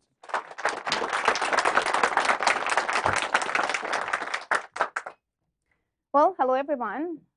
I love the spirit in this room. Really, I do. You guys having amazing spirits, which actually helping millions of people so far. As Nick said, my name is Fia Johansson. I'm a medium and subconscious mind surgeon. I will share a couple of my stories of my life, which both kind of funny, at the same time a little bit hurtful, but good to know about how the medium could feel sense as a person. I was at the age of 7.5 when I found that I have some sort of power. Of course, first it was kind of odd, a little bit difficult to understand myself, and I kind of like felt something is not correct with me because I could see, feel, and sense things before things happened. I went to my mom and asked, what's wrong with me? Nothing, you're good. Should I take you to the doctor? No, I don't know, but I can feel and sense that something crazy is going to happen to my grandma, example. Something is going to happen to my uncle and all this stuff. However, they're trying to tell me to don't say anybody when you feel and sense something bad is going to happen to them, because I don't wanted them to be scared and see that we should not be even near them. I says, okay, at the age of 7.5, I should just like not saying anything and just relax. At the age of 11, I found one of the most hurtful untruths about my life, which was completely true. I found out that my grandma, who actually I knew and I felt as a mom, is just my grandma and not my mom. My grandpa was my grandpa and not my father. My uncles, they never been my brothers and they've been just my uncles. And my mom, not ever been my sister, and she always been my mother. But this truth been always held and hidden by my family until my grandma passed away. Before that, I had a life as a princess, spoiled completely. And they would definitely give me anything and everything that I want. After she passed, I figured I don't have anyone anymore. My mom is too young. I don't have no feelings as a daughter and mother connections. I feel completely lost, and I found myself, what should I do now? I do have some gift that could help me so far, but should I just like push myself down and see that, oh, this is a trauma. I have to just like be depressed. Now I lost this and that, and I found the truth about my life. And I found about my father. Who is my father? Somebody. Where is he? Another country. Okay. I tell myself, get up, stop it right now. It doesn't matter which family you had. It doesn't matter what they told you. It doesn't matter what happened. What it matters right now is to open the new chapter in your life. And I will completely left alone by myself without anybody to taking care of myself. At the age of 14, I asked my uncle, who left Iran to Stockholm, Sweden, if there is possibility to take me there. He said, maybe or maybe not, but I will do my best. 3 months later, I felt and I sensed I will be there. I'm not belonging in this country anymore, and I don't want to. I went to Sweden, Stockholm, and waited that my uncle is going to come and pick me up. Nobody showed up. Gosh, again, I'm here. My uncle is not here, and I don't even know that language. I couldn't speak English. Nothing. Okay. Then, Miss Fia, you are here with nobody again. So what happened? I tell myself, you are deaf and you are blind. Deaf and blind. What a deaf and blind person can do? I can't talk to anybody. I can't see anything, but I have to activate some other power inside of my body again at the age of 14. So I tried to communicate with people, try to talk or communicate with some officers there and ask about, like, where am I? I know that I'm in Stockholm, but I don't even know where to go. So basically, I found some hotel and stay there and just like think about like what happened with my uncle. So I found out that he had a car crash almost a couple hours before that he went to come and pick me up. So they take 1 month for me and for him to recover, to come out after coma and come and find me. So in 1 month, I was left over in a country with the minus 30 degrees. I mean it, minus 30 degrees. And I'm not joking. I could feel that I can't breathe sometimes, but I could have a lot of, ice in my nose and my ears and everything. Whatever I felt, you know what? Fia, you do have a power. Trust yourself, believe in yourself, build the new chapter. Again, this is your second chapter in another country. So I prayed, I connect to my divine, I sense, and out of sudden, 3 families, without even knowing who they are, what they are up to, they reach out to me out of nowhere. How? I went out to the Starbucks, but basically there is no Starbucks. It was something, looked like or similar to Starbucks, and saw some lady that's sitting there and crying. I went and said, well, I can't speak. What should I say? Okay, the only things that I can do is a love language. Maybe I should hug her. Maybe I should just like say, I'm here. And it was a Swedish girl, of course, blondie. And I'm kind of like a black hair. Well, that maybe she's going to get scared a little bit. But I says, like, don't worry about it. Just go and get it done. So I did that. And she hugged me so hard. Was like, what's going on? What's happened to you? She's starting to talk. I couldn't understand. Barely nothing. Swedish language? Come on, guys. You guys don't want to even learn. It's very difficult and very hard. I said, okay, it's just continue and continue. I felt and see that she lost the baby, or actually the baby was missed in the past of almost 4 years. And she basically went to the family and asked questions about, like, where can I go? How can I find? Because it was in another state, and they come back to the Stockholm, and then she all of a sudden just break down. I said, I can help you.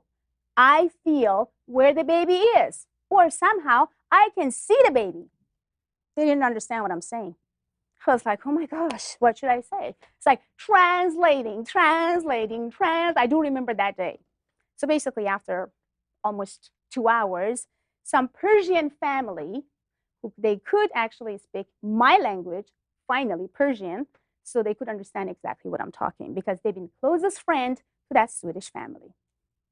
My career started at the age of 14 in Stockholm, just 2 months after I landed in this minus 30 degrees of country. So my point is, whatever I had in my life, I always been thankful and grateful. I never said why I don't. I never said why me. I never said how. I always say, come on, get up, find a way, go. That's it. So never give up. And I always learn myself, don't be logic, be biologic. Because that's the only way you can feel and sense yourself and others. Always send love and receive love. Never give up about your goals. And of course, the first month, because I did not have enough money, I left with almost 120 crackers and waters. And it's possible. As a human, we can live with 120 crackers and water every day, which I did because I did not have money, no place to go, countries with no language. Then after that, I felt like I have to build my company. I built my company almost 3 years later. It was about like $4.5 million company with almost 55 Swedish employees. And what I did that, not just helping police officers and private investigators and all this stuff, I did this because I felt that Swedish people rejected me one after each other. Why? Because I'm come from another country. I said, you know what? I make a decision now. I am going to build my own company, and you are going to pick me to hire you. This is me now, Fia Johansson. So now I'm not going to be a blondie lady, but I'm going to be the black hair lady with a lot of power of veal. So my veal power make my company became super successful back in Stockholm. Almost 8 years ago, I felt that I have to move to America. I find my love of my life. And when I come here, I felt, okay, you left your country, the way that you love, basically after so many years, and now you want to just start from scratch. So I knew about 5 languages already, but my English was not good at all. So I couldn't barely speak English. I was like, okay, start it again, Miss Fia. Now this time, maybe English is much easier than and faster than Swedish.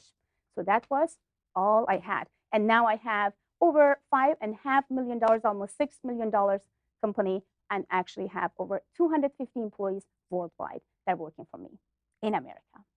So everything is possible, even you don't know about the language. So remember that, deaf and blind always will help you and send love and passion to yourself and anything and everything you want. Everything is possible.